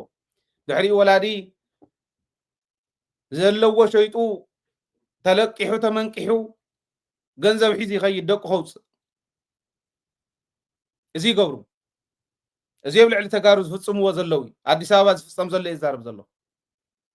ናይ ተጋሩ መዘናግዒ ከባብታት ኤርትራውያንን ተጋሩን ኣምሓሩ እውን ብኸፊል ስለ ዝኸድዎም ከይትእሰሩ እንተደሊኹም ናብ ናይ ኦሮምያ ኺዱ ይብሉ ኣነ ኦሮምያ ብጣዕሚ ዝፈትዋ ከባቢ እያ ህዝቢ ብጣዕሚ እየ ዝፈትዎ ብግልፂ ኣብኡ ስለ ዝጀመርኩ ስራሕ ኣብኡ ስለ ዝተምሃርኩ ህዝቢ ይፈልጦ እየ ብደንብ እውን ፈትዎ እየ እቲ ፖለቲካዊ ሓይሊ ግን እስካዕ ህዝቢ እንዳበልክዎ ፅናሕኹ ብጣዕሚ ስለ ዘስክኦ ኢኮኖሚ ናይ ተጋሩ ክወድቕ እንተኮይኑ ናይ ተጋሩን ናይ ኤርትራውያንን ህልውና ሕቶ ምልክት ከኣቱ እንተኮይኑ ግደፍዎም ተደሚርኩም ኣይትምፁ ንዓና ከይተውድና ዝብል ሰብ ሰልፊ ከውፅኦም ፅዋሕ ንጎ ንዑ ኤርትራውያንን ተጋሩን ኣምሓሩ እውን ብክፋል ተኣኪብኩም ውፁ እሞ ሰለስቴና ክንጣመር ኢና እንዳበልኩም ሃገረይ ተፍርሱ ኢልኩም ሰልፊ ውፁ ክብልዎም እዮም እንታይ በለ ሃይል በሉ ፅዋሕ ንጎ ንሪኦ ነገር እዩ ከምዚ ክብልዎም እዮም እዚ ገብርዎም ኣለዉ እዚዩ ኣዲስ ኣበባ ዘለኹም ትፈልጥዎ ኢኹም ናይ ንግዲ ቦታታት ይዕሸጉ ኣለዉ እንታይ ከም ዝወደሉ ዘይፍለጥ ከይሰርሑ ይግበር ኣለኹም ዝበልክዎ ገይሮም ሓታት የለን እቶም ካሊእ ተሪፉ እቶም ባንዳታት ኣብኡ ዝኒአው ናይ ትግራይ ባንዳታት ነዞም ከምዚዩ ገይሮም ዝብድሉ ዘለዉ እንዳደገፉ እከለ ዝበሃል በዓል ሃፍቲ ኣሎ ንዑ ሰርዎ እከለ ዝበሃል ከም ዝበለ ኣሎ ንዑ ሰርዎ እንዳበሉ ናይ ባዕሎም ሰባት ዝእስሩ እዮም ነዚ ኢና ንፀልኦም ነዚ ህዝቢ ትግራይ እውን ኣባሪርዎም ሕጂ እውን ህልውና ህዝቢ ትግራይ ናብ ሕቶ ምልክት ዝእትው እዮም ኢትዮጵያ ምናልባሽ ኣዲስ ኣበባ ብፍላይ ናይቲ ከባቢና ሊብያ ኮይና ኣላ ሰብ ዝእሰረላ ዝዕፈነላ ተዓዲ ከም ዓዲ ተኸተማ ከዓ ብፍላይ ኣብዚ እኒሄ ስለዚ ተጋሩ ብክልተ መንገዲ ይጎድእዎም ኣለዉ እቲ ሓደ ገንዘብ ከየጥርዩ እቲ ክልተ እቲ ካልኣይ ኣብ ሞንጎ ኤርትራን ትግራይን ዝግበር ዘሎ ስምምዕነት ንቅድሚት ከይስንድር በዚኦም ገይሮም ንምሓዝ ይምክሩ ኣለዉ ማለት እዩ ከመይ ኢና ክንገብር ዘለና ንሕና ሕዚ መንግስታት ናይዘን ክልቲአን ዓዲ እዚአን ናይ ትግራይን ናይ ኤርትራን ኢንቨስተር ፍሬንድሊ ዝኾነ እሞ ወዲ ዓዲ ፕራዮሪታይዝ ዝገብር ፖሊሲ ከውፅ ኣለዉ ባህሊ እያ ከውፅ ኣለዎም ኢንቨስተር ፍሬንድሊ ዝኾነ ፖሊሲ እንተወፅዩ ልክዕ ከምዚ ናይ ቡርኪና ፋሶ ዝግበር ዘሎ መጀመርያ ንወዲ ዓዲ ኮንሴሽናል ብዝኾነ ሬት ወዲ ዓዲ ዝኾነ ትካል እንተዕብዩ ናብ ዝኾነ ይኹን ዓዲ ከልዕሎ ይኽእል ኣባያ ትኸውን ሕብረተሰብ ይጥቀመላ ወዲ ዓዲ ይጥቀመላ ወዲ ዓዲ ይሰርሓላ ሃገር እያ ትጥቀመላ ስለዚ መጀመርያ ንወዲ ሃገር ፕራዮሪቲ ዝሃበ ናይ ኢንቨስትመንት ፖሊሲ ክህልዎም ክኽእል ኣለዎ እዚ ሓደ እዩ ካልኣይ ከምታ ኩሉ ግዜ ዝብላ እቲ ርክብ ሃይለ ይድግፎ እዩ ጥራሕ ኣይኮነን ሃይለ እቲ ርክብ ንክጅመር ካብ ዝቀስቀሱ ሰባት ሓደ እዩ ኢሉ ማንም ዘንባላሓሎ ኣይኮነን ንስእልኩም ኣይተግርዑ ክንወስዶ ኣለና ንቅድሚት ክነሳግሮ ኣለና ንቅድሚት ብምንታይ ሓደ ጀኒውን ብዝኾነ ሃርት ብዝኾነ ልቢ ካብኡ እቲ ሕሉፍ ብዘይረስዕ መንገዲ ሕሉፍ ብዘይረስዕ ክብል ከለኹ ቂም ቋፂርና ንኽድ ማለት ኣይኮነ ኣብ ሕሉፍ ተበዲለ እየ ዝብል እንተሃልዩማ መሊስ ካሉ ኢኻ ትኸይድ ዘላቕ ክኾን ትኮይን ትረኽብ ትምልሰሉ ከመይ ነርቱ በደል ሓደ ግዜ ንከራኸር እንዲና ንከራኸር ኢና 20 ዓመት ዓፅዮሙና 20 ዓመት ንሕና ኢና ፊል ንገብሮ ንኻባናን ላዕሊ ንስኹም ይረኣኹምዎን ንስኹም ይትፈልጥዎን ዝሓለፍናየ ፀገም ይብሉ 20 ዓመት ኣይተቐተሉን ኣነ ከዓ ዝብለሱ እዩ 20 ዓመት ንክዕፈኑ ፖለቲክሊ ብደንቢ ክስራሓሉ ዝተገበረ ናይ ዲፕሎማሲ ረኽቦም ክበጣጠስ ዝተገበረሉ ምክንያት ናይ ባዕሎም በደል ማለት ወሪሮም ዓዲ ምርዳእ እንዳተኻል ጌጋ እዩ ነይሩ ንሱ ኣነ ከምኡ ኢለ እየ ከይድ ዝደሊ ከምዚ ስለ ዝበልኩ ሃይለ ነስመራ ፈሪሐ ወይ ንመቐለ ፈሪሐ ወይ ካሊእ ፈሪሐ ይኮነን ክተርፍ ዝኽእል ድርድር እንተኮይኑ ዝነበረ ንፅር ረቢልካ ተቕርብ ትረዳዳእ ኣሉ ምስ ተረዳዳእኻ ናብ ህዝቢ ተውርዶ ህዝቢ ይረዳዳእ ኣሉ ህዝቢ ይፈልጦ ብምንታይ ከም ተራኸብካ ይፍለጥ ፅባሕ ንጎ ፈላላይ ከይፍጠር እንተኮይኑ ወለዶታትና ሓቂ ፈሊጦም ጌጋ እኮ ይፍጠር እኮ እዩ ኣብ ገዛ እውን ከሎ ጌጋ ሓውን ሓፍትን ሓውን ሰላም ዘይበሃል የለው ናብ ትግራይ ብኤርትራ ኣብ ካሊእ ዓዲ እውን ከምኡ ከለው በደሉ ስኢሉ ብዙሕ ኢልዎም መሪርዎም እንተረኺበዮስ በደል ካሊእ ከምፃለ ኢሎም ንዕርዮም ሪሒቆም ዝነብሩ ከምኡ ኮኒሄ እዩ ኣብ ትግራይ ኣሎ ኤርትራ በቢገዝኡ ይፈልጦ ናይ ሓውን ናይ ሓፍትን ምቅጥቃጥ ኢና ተቃጣቂጥና ኣይኮነን ዝብል ዘለኹ ግን ማኒፕሌት ከይትገብርሉ ከምኡ ኣይኮነን እንታይ ክብል ደልየ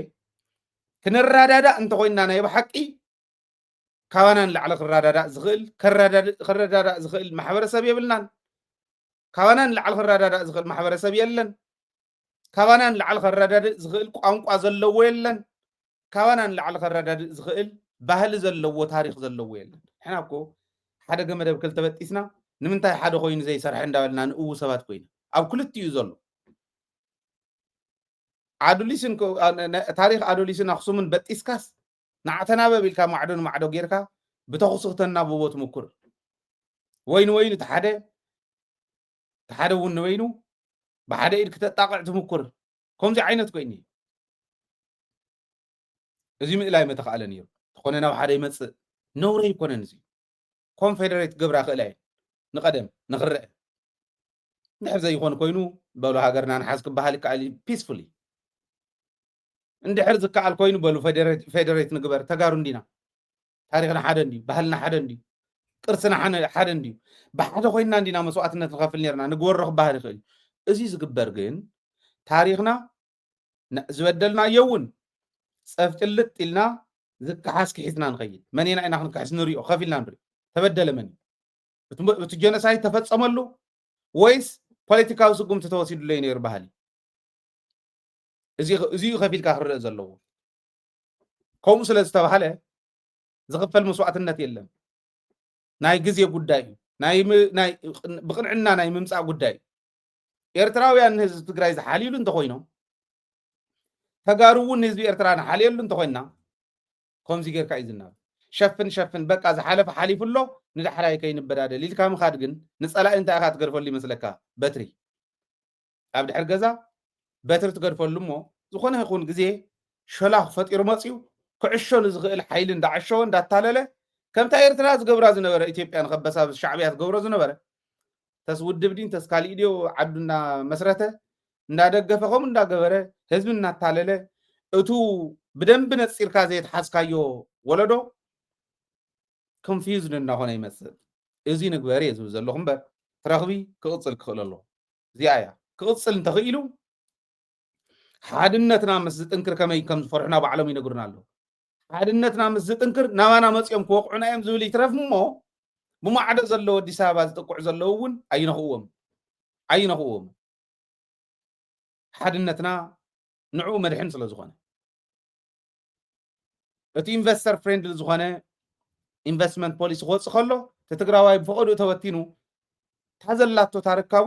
ኣብ ዓዱ ኢንቨስት ናይ ምግባር ስታዩ ዕድሉ እናሰፍዐ ዝመፅእ فقد توتين زلنا نتأكد يزمس نوعد أزين ده غيرنا أيو تملمع معباي متحبار متحلا يزمس مالته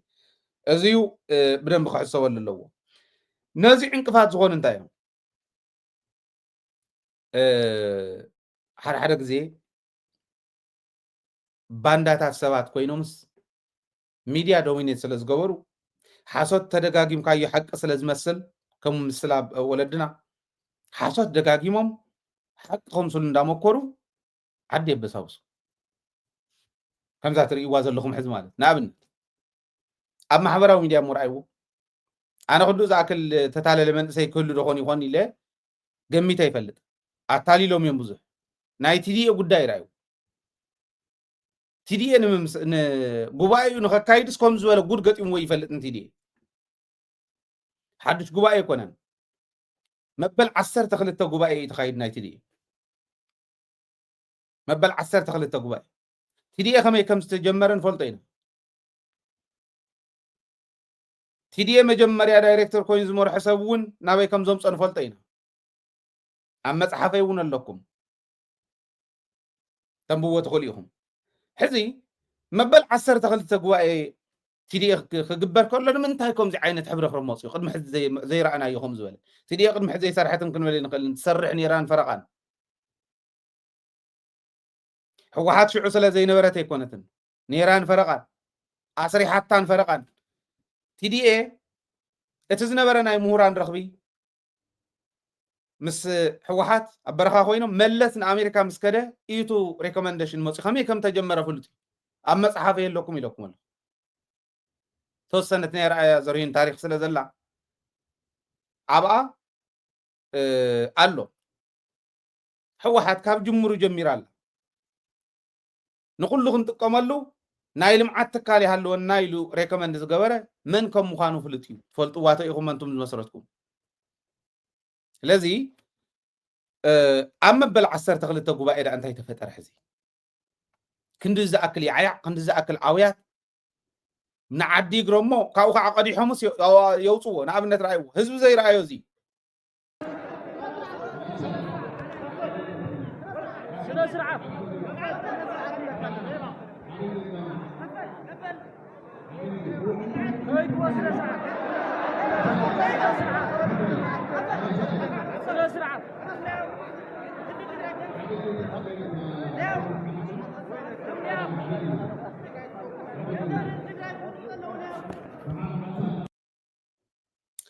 يحزن እዩ ብጣዕሚ ዝሕዝን ሕዚ ኣብዛ እዋን እዚ እንዲያ ከምኣ ኮይና ኣነ ከም ዝበለ ናይ ቲዲኤ ጉባኤ ርአ ይፈልጥ ንምንታይ ከም ዝኾይኑ እቲ ምክንያት ፍሉጥ እዩ ሰብ ካሊእ ድልየት መንግስቲ የመሓድርዎ ግዝያዊ ምሕዳር የመሓድርዎ ዝነበሩሉ ከምኣ ኢልና ተሓሚስና በብመድረኸን ጌታቸውን ኣብ ዝኸደን ከባብታት ሕሰብዎን ኣብ ሽረ ከምኡ ኣብ መቐለ ከምኡ ኣብ ዓዲግራት ከምኡ ኣብ ኣክሱም ከምኡ ኣብ ኣክሱም ክንደይ ጉዳጉድ ነይሩ መን ኢኻ ንስኻ መሬት ትሸይጥ ተባሂሉ ኣብ ሽረ እውን እንታይ ከም ዝነበረ ሪኢኹም እዮም ሰብ ካሊእ ድልየት ዓዲ ክሸጡ ህዝቢ ክሸጡ ዝመፁ ሓይልታት ምስ መፁ ህዝቢ ሸይጦም ዓዲ ሸይጦም ትካላት ኣፍሪሶም ክኸዱ ዝመፁ ተልእኮ ተሸኪሞም ዝመፁ ሰባት ምስ መፁ ጉባኤታት ኩለን ተሓሚሰን ረኣይዎ ነገራይ የድልዮ ታሪክ ባዕሎም መሬት ዝኒሄ ታሪክ ነግር እዩ እታ ኮይኑ ቅድሚ ሕዚ ከምኡ ዘይበለ ጉባኤ ህወሓት ኣብ 93 ንባዕሉ በዓል ስየ ክሃድሙ ከለዉ ከምዚ የበለን ከምታ ሕዚ ዝኒሃ ደሓን ግዲ የብልኩም ተረጋግዑ ኢሉ ብቕዓት ዘለዎ ርእሲ ዘለዎ ሰብኣይ ብቕዓት ዘለዎም ርእሲ ዘለዎም ኣባላት ማእኸላይ ኮሚቴ ናይቲ ውድብ ካድረታት ናይቲ ውድብ ብደንቢ ብስነ ስርዓት ንሽዑ ጉዮም ሓዚኖም ስነ ስርዓት ኢሎም ዝባን ስዋኣት ኢሎሞም እምብልና ኢሎም ምስከዱ ግን ወልሺ ዓድና ከይትብተን ከምዚኣ ንግበር ኢሎም ሰጥ ኣቢሎም ከይዶም ጉባኤ ግን ኣይተሓመሰን ካድረ ተፀዊዑ ነይሩ ሽዑ ካድረ ምፃሙ ይረኣዩ ተባሂሉ ነይሩ ካድረ እንታይ ክገብር ካድረ እንታይ ስልጣን ኣለዎ ከም ዝበለ ጌታቸው ካድረ እንታይ ስልጣን ኣለዎ ኢሎም ዝወፅኦም በዓል ስየ ሰብ ክመስሉ ሕዚ ተመሊሶም ንትግራይ ዝሓለዩ መሲሎም ትግራይ ክብትኑ ካድረ ኣይንሰምዕን ኢሎም ዝወፅኦም እንተነኣሰ ግን ንሰሚሑ ሽኻ በዓል ጌታቸው እንተነኣሰ ኣትዮም እዮም ታ መድረኽ እዮም ረጊፆም ወፅኦም እምበር እንድሕር ዘይተሰምዑና ንሕና ዝበልናዮ እንድሕር ዘይኮን ክንወፅኢና ኢሎም እዮም ረጊፆም ወፅኦም እምበር ከም በዓል ጌታቸው ብጋንኦ ይሃደሙ እንተነኣሰ ይሕሹ እዮም እናወደቐ መፅኡ ከምኡ ዝበለ ረሳሕ ኣተሓሳስባ እናወደቐ መፅኡ ግን ከመይ ገይርዎም ገሊኦም ናብ ጉባኤ እንታይ ኣተው ጉባኤ ህወሓት ከበላሽው መኪሮም ታውድብ እውን ከበላሽዋ መኪሮም እስካዕ ሕዚ ፍትንዋ ኣሎ ጉባኤ ቲዲኤ እኳስ ናይ ልምዓት ጉባኤ ትካል ጉባኤ ነዚስ ኣሽሊኾም ክጥቀሙሉ ንምንታይ እዮም ከምኡ ገይሮሞ ቱሪዝም ክነግረኩም እንዲ ሰብ እትዮም ኣነ እየ ዝመርሖ ቦርድ ከማርፅስ ነበር ቦርድ መራሒ ኣካባቢ ቦርድ ዝነበረ ታደሰ የማነ ኣነ እየ ከማርፅ ከምኡ ይበሃል እዩ ነውር እንድዩ ኣነ እየ ዘማርፆ ይብል ነቲ ዝቕፅል ቦርድስ ኣነ እየ ዘማርፆ ይብል ትሕግኾመ ይብልን ፕሬዚድየም ይምረፅ መማረፂ ኮሚቴ ይምደብ ማለት እዩ መማረፂ ኮሚቴ የማርፅ ቦርድ እውን ይምረፅ እንተተደጊሙ ነኡ ይድገም ንሱ ብቕዓት ዘለዎም ሰባት ከይኣትዉ ከምዚ ዝበለ ውርደት ናብ ኣደባባይ ናብ ፌስቡክ ናብ ካልእ ንእቲኻ ጉባኤታት እናሓመስካ ትካላት እናፍረስካ ውዳበታት እናፍረስካ ውድብ እናፍረስካ መዓዝ ዲና ርኢና እዞም ከምዚ ዝበሉ ጓሓፋት ክመፁ ከለዉ ኮይ ኣብዚኣ ደይኮንና ንሪኣ ዘለና ንምንታይ ድሕርድሕር ንብል እሳ እንድያ እታ ምክንያት ሓቀይ እታ ምክንያትና ንሳ ናይ ስልጣን ድልየት ዘለዎም ከምዚ ጌታቸው ዝበሎ እዚ ቢሮ እዚዩ ገንዘብ ዘለዎ እዩ እዚ ቢሮ እዚዩ ገንዘብ ዘይብሉ እንዳበለ መዲብዎን እኮ ጌታቸው ማዓድን ናይ ማዓድን ቢሮ ናይ መሬት ምሕደራ ማይ ሃፍቲ ካሊእ እንዳበለ ገንዘብ ዘለዎን እዩ ናብዘን ገንዘብ ዘለዎንስ ህወሓት ኣትዮም ይብል ነይሩ ጌታቸው ናብተን ገንዘብ ዘለዎን መን እንተኣትዩ እዩ ክመሓደር ዝኽእል ሕወሓት ስለ ዝኾነ እከለ ስለ ዝኾነ ይኮነን መስርሕ ኢኻ ተቕምጠሉ ኣይ ኣብዚኡ ገንዘብ ስለ ዘሎ ይጣፋእ እውን ስለ ዝነበረ ከም ዝበለ መስርሕ እንተ ዝግበር እዩ ዝበሃል እምበር ሃይለን ተኣትይዎን ከምዚ እየን ጌታቸውን ተኣትይዎን ከምዚ እየን እንዳበልና ኢና ንኸድ ከምዶ ይኽየድ እዩ ርኢኹመን ንሳቶም ዝቆፅርዎን ገንዘብ ዘለዎን እዮም ትድዮ እውን ወረርቲ ኣትዮማ ስለ ዝነበሩ መውረሪ በርታት ክዕፆም ምስ መለ ህዝቢ ክውስን ተኣባል ክውስን ዝግብኦ ክውስን ምስ መፀ ኣይኮነን ኣነ እየ ዝመርሖሞ ንዝደለኽዎ ኢድ እንዳሃብኩ ነቶም ዘዳለኽዎም ሰባት ክእትዎም ኢሉ እዩ እዚ ኩሉ ስነ ስርዓት ዝብሉ ዝነበሩ ዝኾነ ግን ስነ ስርዓት ኢሎም ዝባን ስዋኣት ኢሎም ብህዝቦም ምሒሎም ጥሒሎም ፅዒሮም ለይትን ቀትርን ፅዒሮም ዋላ ፌደራል መንግስቲ ክእትዉ መኪሮም ነይሮም እዮም ቶም ተለኣኽቲ ፌደራል ኣተወ ግን ህዝቢ እንተጠንኪሩ ተልኡኻኻ እንተፈሊጥካ ዕርፍኻ ፅኒዕኻ እንተተቃሊስካ ምስ ዓርካ ስለ ዘይተርፍ ስዒሮም ጀጋኑ ስዒሮም ማለት ስዒሮም ቦርዲ ተመሪፁ ቁፅፅር እውን ተመሪፆም ለዚ እዚ ነይሩ እዚኣቶም ዕንቅፋትና እዩ ዕንቅፋትና እንታይ እዩ ፀረ ህዝቢ ዝኾነ ረኣዩ ዕንቅፋትና እንታይ እዩ ሸለልትነት ዕንቅፋትና እንታይ እዩ ባንዳነት ዕሱብነት ንፀላእቲ ግዝኡ ከም ዘለው ዘይፈልጡ ኮይኖም ከይመስለኩም ከብዶም ስለ ዘብለፁ ጥራሕ እዩ እትኹም ዝግበር ዘሎ ማለት ስለዚ እዚ ብደንቢ ዕሪና ክንሓስበሉ ኣለና ካሊእ ብልፅግና መፈንቅለ መንግስቲ ክግበረለይ ብኩሉ ይምኮረሎ ኣብታ ኣኼቦም ዘልዓልዎ ይሕዙ ምስ ናይ ዓንተ ወይ ከቅርቦ ነይርኒ ግን እትዩ ንዓና ዝምልከት ስለ ዝነበረ እየ ዘፅኒሐዮ እንታይ ይብሎ ኣሎ ሓደገኛ ዝኾነ መፈንቅለ መንግስቲ ክግበረለ እዩ ዝብል ኣልዒሉ ኣብይ ኣሕመድ መፈንቅለ መንግስቲ ክግበረለ ይሕሰብ ኣሎ እዚ ግን ክነምኩኖ ኣለና መረዳእታ ክንእክብ ኣለና ሓደ ክንኮነ ኣለና በይነይ ኮይ ሓስክዎን ስልጣን ገዛ ዓይነት ቀብጠርጠር በቃ ንሕና እውን ከይንወርድ ኢሎም ንክሕግዝዎ ዝገበሮ እዩ ዝመስለኒ እዚ የልዒሎም ኣለዉ እቲ መፈንቅለ መንግስቲ ካብ ኦሮሞ ክመፅእ ይኽእል እዩ ኣምሓሩ ከይቅድሙና ኢሎም ኣምሓሩ ክቅድምዎ ምኽእል እዮም ኦሮሞ ዝገብሮ ዘሎ በዚ ኣይና ክንሕዞ ንኽእል ኢሎም ኣብኡ ኣብ ላዕሊ ጀነራላት እውን ስለ ዘለው ኣብቲ ሰራዊት ናይ ክልቲኦም ዳርጋ ማዕረ እዮም እቶም ጀነራላት እውን ኣብቲ ኢታማዦር ሹምነት እውን ምክትልን ዋናን እዮም እዚ ካብ መኒኦም ክመፅእ ከም ዘይኽእል እዮም ዘይተኣማመኑ እምበር መፈንቅለ መንግስቲ ክገብርሎም ከም ዝኽእሉ ምንም ጥርጥር የብሉን ፖለቲከኛታት ኣምሓራ ኣብ ፌደራል ዘለው ምስ ፋኖ ይኹን ምስቶም ኣብ ናይ ኢትዮጵያ መከላከያ ዘለው ናይ ኣምሓራ ጀነራላት ይዘራረቡ ከም ዘለው እውን ናይ ውሽጢ ፍልፍላትና ሓቢሮምና እዮም ብኦሮምያ ወገን እውን ከምኡ ልክዕ ምስ ዓንቶይ ዝበልክዎ ቆልዓ ናይ ኦሮሞ ናፅነት ሰራዊት ምስ ጀነራላት ኦሮምያ ኮይኖም ኣብ መከላከያ ዘለው ይዘራረብ ከም ዘሎ ምስ ናይ ኦሮምያ ፖለቲከኛታት ኮይኖም ኢትዮጵያ ይመሓድሩ ከም ዘለው ይዘራረብ ከም ዘሎ እሞ ኣብ ዝኾነ ይኹን እዋን መፈንቅለ መንግስቲ ገይሮም ሙሉእ ብሙሉእ ኦሮሞ ዶሚኔት ክገብሩ እትዮም ከዓ ሙሉእ ብሙሉእ ናብ ስልጣን ክንምለስ ኢና የአባቶቻችን ከም ዝብልዎ ከምኡ ክገብሩ ከም ምዃኖም ኣልዒሎም እዮም ብልፅግና እዚ ሓደገኛ መፈንቅለ መንግስቲ ክግበር እዩ ተባሂሉ ዝሕሰብ ዘሎ ሓደገኛ ኣካይዳ እንታይ እዩ ከምፅእ ንቅድሚት ክንሪኦ ኢና ኢትዮጵያ ግን ኣብ ከም ዝበለ ውጥረት እውን እያ ዘላት ኩናት ጥራሕ ኣይኮነን ኣብ ኩለን ክልላት ዝካየድ ዘሎ ኩናት ሓደ ኮይኑ ከይበናኣ ዘለዋ ሃገራት ዝደሊኣ ዘለዋ ተካይዳ ንሱ ካሊእ ሓደጋ ኮይኑ ኢትዮጵያ መፈንቅለ መንግስቲ እውን እትሰግዕ ዓዲ ኮይና እያ ሕዚ ከምዚ ዓይነት ሕቶታት ዝለዓሉ ዘለዉ ካብ መንግስቲ ካብ በዓሉ ካብቲ መንግስቲ የመሓድር ኣለኹ ዝብል ዘሎ ዝለዓሉ ዘለዉ ማለት እዩ ለዚ እዚ እውን ተሓሳብ ተገይሩ ኣብ ናይ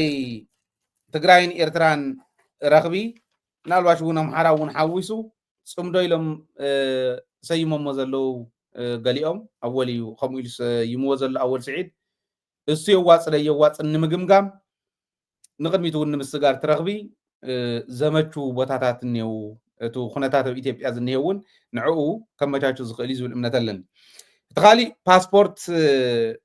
ናይ ኢትዮጵያ ዝምልከት እዩ ንሕና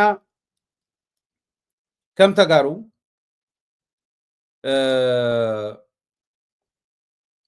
ኣብ ኢትዮጵያ ክንፀንሓሉ ዘይንኽእለሉ ሓደ ምክንያት ሕዚ ሒዞሞ ዝመፁ ዘለዉ ተጋሩ ንምሓዝ ተጋሩ ንምብስባስ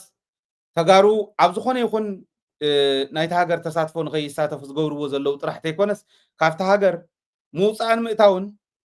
نسم بزقوصاصر وانا ماخل مقوصاصريت كغبروا ناب ديجيتال ايدي يخدلو فايدا زولو ديجيتال مللي منت ግዴታ ገይሮምሎ ሕዚ እዚው ኤሌክትሮኒክ እንተኮይኑ ብኡ ክትቆፃፀሮ ትኽእል እንተኮንካ ዜጋኻ ማዕቢልካ እንተኮንካ ፀገም የብሉ ናበይ ዝኸይድ እዚው ልክዕ ከምቲ ናይ ኣሜሪካ ሶሻል ሴኩሪቲ ዝበሃል ልክዕ ከምዚ ናይ ኣውስትራልያ ናይ ቮይስ ሪኮግኒሽን ይኹን አይዲ ናይ ባዕልኻ ናይ መለለይ መንነት ዲጂታል አይዲ ከምኡ ማለት እዩ እዚው ኣብዚ ማዕበል ዓዲ ኣብ ዝኾነ ይኹን ከባቢ ኢንተርኔት እውን ኮኔክትድ ኣብ ዝኾነሉ ሲስተማትካ ሞኒተር ትገብሮም ከምቲ ኣድቫንስድ ዝኾነ ናይ ሞኒተሪንግ ካፓሲቲ ዘለዎን ሃገራት ዝገብርኦ ናብ ከምኡ ደረጃ እንተበፂሓ ሃገር ፀገም የለን ክትገብሮ ትኽእል እያ እዚ ግን ናብኡ ከም ዘይበፅሐት እናፈለጠት ይትረፍዶ ኣብ ኩሉ ከባቢ ኢንተርኔት የለን ኢሎምስ በቃ ፅናሕ 2 መዓልቲ 3 መዓልቲ ኢንተርኔት ስካዕ ዝመፅእ ሶሻል ሴኩሪቲ ኻ ወይ ከዓ ናይ ዲጂታል አይዲ ኻ ክወፅእ ስለዘይከኣለ ተባሂል ጠጠው ኢሉ ክፀንሕ ከመይ ዝበለ ሲስተም ይኽህልዎም እሞ ኢትዮጵያ እያ ተዓዲ ናብ ምንታይ እዮም ዝቕይርዎ ዘለዉ እንተኢልኩም ሃስል ንምፍጣር ኣብ ትሕቲኦም ደኒኑ ምስኣቶም ንዕኦም ገቢሩ ክነብር ዝኽእል ማሕበረሰብ ንምፍጣር መሳርሒ ክገብርዎ እዮም ሓደ ዲጂታል አይዲ እዚ እዩ ዝሕዝ ካልኣይ እቲ ዲጂታል አይዲ ኩሉ መንነትካ እንዲ ዝሕዝ ኣሜሪካ ዘለኹም ብምንታይ ተርጉምዎ ሶሻል ሴኩሪቲ ናይ ሓደ ሰብ ሶሻል ሴኩሪቲ እንድሕር ፈሊጦም ኦረዲ ኩሉ ነገሩ ዝርግፍ ከብልዎ ይኽእሉ እዩ ኣበይ ነይሩ ኣበይ ተወሊዱ ኣበየናይ ኣትዩ ነይሩ ኣበየናይ ተሳቲፉ እንታይ ይሰርሕ ነይሩ ገበነ ኣለዎ ዶ ናይ ፖሊስ ሪፖርት ገለታት እንተሃልዮም እዚኦም ኩሎም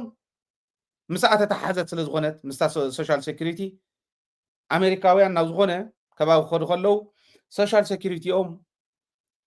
ዘርኢ ነገር ገዲፎም ልካ ይኸዱ ኣውስትራሊያውን ዲጂታል አይዲኡ ኸሪእካ ይኽእል ስለዚ እዚ ማለት እዩ ምስ ዝተሓዝዎ ሕዚ ነቲ መኸተና ዓመፅ እንዲዮም ኢሎሞ መኸተና ብዓይኒ ኢትዮጵያ ዓመፅ እዩ ዓመፅ ላይ ያልተሳተፈ ይብሉ ዋላን ባይቶናውን ከምዮም ኢሎም ባይዘወይ ጉባኤኹም ተካይዱ እንተኾንኩም ስቶም ዝምረፁስ ዓመፅ ላይ ያልተሳተፉ መሆን ኣለባቸው ኢሎም ነቱ መኸተና ዓመፅ ይብልዎ ከም ፀንሑውን ንፈልጥ ኢና ኣሸባሪ ዘየሸባሪ እንዳበሉ እውን ይፈልዩ ከም ፀንሑን እስካዕ ሕዚ ናይ ሕወሓት ጉዳይ እውን ኣሽከዓላ ሊፃወትሉ ከም ዘለው ትርእይዎ ኣለኹም ሕዚ ኩለን ኣበይ ከም ዝነበረ ተጋዲሉ ዶ ነይሩ መኸተ መኪቱ ዶ ነይሩ تعين تساتفون يرو قال زبل ازي تقراواي تارجيت زغبره خم زخون خالي قد يبلمن نعنا تارجيت زغبره زين كلن اريوم عاو زخون يكون ناي تهاجر تطقامنت دحريت زترف حزب تግራይ ገይሮም حزب تግራይ ንምድንቋር حزب تግራይ ንምድካይ حزب تግራይ محلخان مقماط ነዚዮም ዝኸዱ ዘሎ እምብለይ ክንብል ንኽእል ዶ ኢትዮጵያ እስካዕ ዘለና ኢትዮጵያ ከም ሃገር እንተወሲናቶ ኣብ ፓርላማ እኳንተን ኣቱስ ካብ 500 ወንበር 38 ወንበር ኢዶም ስለ ዘውፁ ኸውነ ይኽእል የብልናን በዝሒ ህዝቢ ዘለዎም ኣስፊሖም ዝሃነፅዎም ባዕሎም ዶሚኔት ዝገብርዎ ባዕሎም ዝውስንዎ እዩ ንሲምቦል ኢኻ ትቕመጥ ናይ ኢትዮጵያ ሕገ መንግስቲ ጉድለቱ ንሱ እዩ እቲ ፌደሬሽን ካብቲ ናይ ፓርላማን ላዕሊ ሓላፍነት ዘለዎ እንተዝኾን ከም ዝበሉ ዝምልስ ናይ መንነት ጉዳይ ዝምልስ ዝውስን ንሱ እንተዝኾን ነይሩ ግርም ነይሩ باجت راح وسين كايها تغير في فيدريشنز قبل وان فلتاي ما حلا قايم زقمط زلو نعندو تو مو بناي فيدرال تكالات تو قبلكاي انت اتخا بقطر خاي خاتات كم دلله كاتخدلو انتني ايساي بلاي انت خونه نحنا مسا بلعيت سب زخونه تعدي ناي منبر عدلنا قطم بلنا خنعصو خنكللن يلن نص هاجر كتمسرت كتكللوا كنصبب دلينا يكون سفيحات حوابيركا تنتين تحويسكا حوابيركا تدغاغيفكا تخودو صقم سلازلو يكون ناتبلعخا ناتقورسكا صباحنا حصركا تخيد ناتقورممكا تخيد اندحر كوينكا كاموت كامقرمام اتوصلو كومزي زبله مسرح صلاتي بمسرح مستقالسي نصا خوينكا بعلها توسنلو عدي مستوسني እምበር ምግፋሕ ፅቡቅ ነይሩ ምብዛሕ ፅቡቅ ነይሩ ቀርኒ ኣፍሪካ ዘለዎ ሃገራት ሓንቲ ተዝኾና ፅቡቅ ነይሩ ግን ተኸኣኢልካ ተደጋጊፍካ ዝኽየድ እንተኮይኑ ጥራሕ ካብ ወፃኢ ማለት ጥቕሚ የብሉ በዚ ደረጃ ይሓስብዎ ንሳቶም ካሊእ ዘረባ እዩ ዝኸውን ማለት ስለዚ እቲ ሕዚ ዝኸይድ ዘሎ ናይ ዲጂታል አይዲ ፋይዳ ዝብልዎ ዘለው ዲጂታል መለለይ መንነት ነዚ እዩ ንምንታይ እዮም ሕዚ ፋይዳ ዝበሃል መለለይ መንነት ዲጂታል መለለይ መንነት ዘይሓዘ ይብልኹም ፓስፖርት ከውፅእ ይኽእል ስለዚ ንሕና እንታይ እዩ ዘድልየና ናይ ባዕልና ፓስፖርት ትግራይ ናይ ትግራይ ዝበሃል ፓስፖርት እዩ ዘድልየና ንምንታይ ንሕና ንመንነትና ንቃለስ እምበር ንመንነትና ብዝገበርናዮ ቃልሲ ተሓሊኽና እንወድቕ ክንኮን የብልና ንቅድሚት ክንስንድር ኣብ ንምኩረሉ ተሓሊኽና እንወድቕ ክንኮን የብልና እንዳመፁ በብግዚኡ 10 ዓመት 20 ዓመት እንዳቆፀሩ መፅኦም ዝበልዑና ሰባት ኢልና ምስኦም ተፀጊዕና ሰላማዊ ዝኾነ ድቃስ ንድቅስ ሰባት ክንከውን የብልና ተዋና እዚ ክንርድኦ ክንክእል ኣለና እዩ ዲጂታል አይዲ ንዓና ንተጋሩ እንተደልዮም እቶም ካልኦት እውን ኮንፌደሬሽን ተመረፅ ፅቡቅ ተዘይኮነ ኩነታት ክዓ ዝውሰን ብኮንፌደሬሽን ክንፀንሕ ንኽእል ኢና ክበሃል ይከኣል ንዓይ ይሕመኒ ንሱ ኮንፌደሬሽን ዝበሃል እውን የድንቆን ኣይቅበሎን ግን እንተነኣሰ ንሱ ክኸውን ኣለዎ ዝብል ኩልና ኢና ክንኣምነሉ ዘለና ዝብል እምነት ኣለኒ እዚ ብደንቢ ብኣንክሮኹም ትርእይዎ ኣይጠራጠርን እዚ ለኽዛዝሚ ናይ ሎሚ መደብና ኣብ ዝቕፅሉ ናይ መደብ ናባኹም መደባትናን ካልኦትን እናተኸታተልኩም ንካልኦት እውን እናብፃሕኹም ሼር ላይክ ሰብስክራይብ እናገበርኩም ሚድያኹም እንዳዕበኹም ሚድያኹም እንዳደገፍኩም ውሽጢ ዓዲ ትርከቡ ናብ ወጋግን ብደገ ትርከቡ ናብ ናሽናል ኣውስትራልያን ባንክ ካብኡ ከዓ ኣብ ታሕቲ እውን ናብ ዘለው ጎፈንሚ ፔይፓል ናይ ኣባልነት ፎርም ኣብ ዩቱብ ቻናልና እውን ጆይን ዝብል ክሊክ ጌርኩም ኣባላት ክትኮኑ ጆይን ክትገብሩና ደደቢት ክትዕብዩ ደደቢት ክተስፍሑ እዚ ኣጋጣሚ ንዓደምኩ እየ ክፍለየኩም ሰላም ሳኹም ሰላምን ዓወትን ከዓ ምስ ጅግና ህዝብና ክኾን ትምኒተ እዩ ትግራይ ትዕወት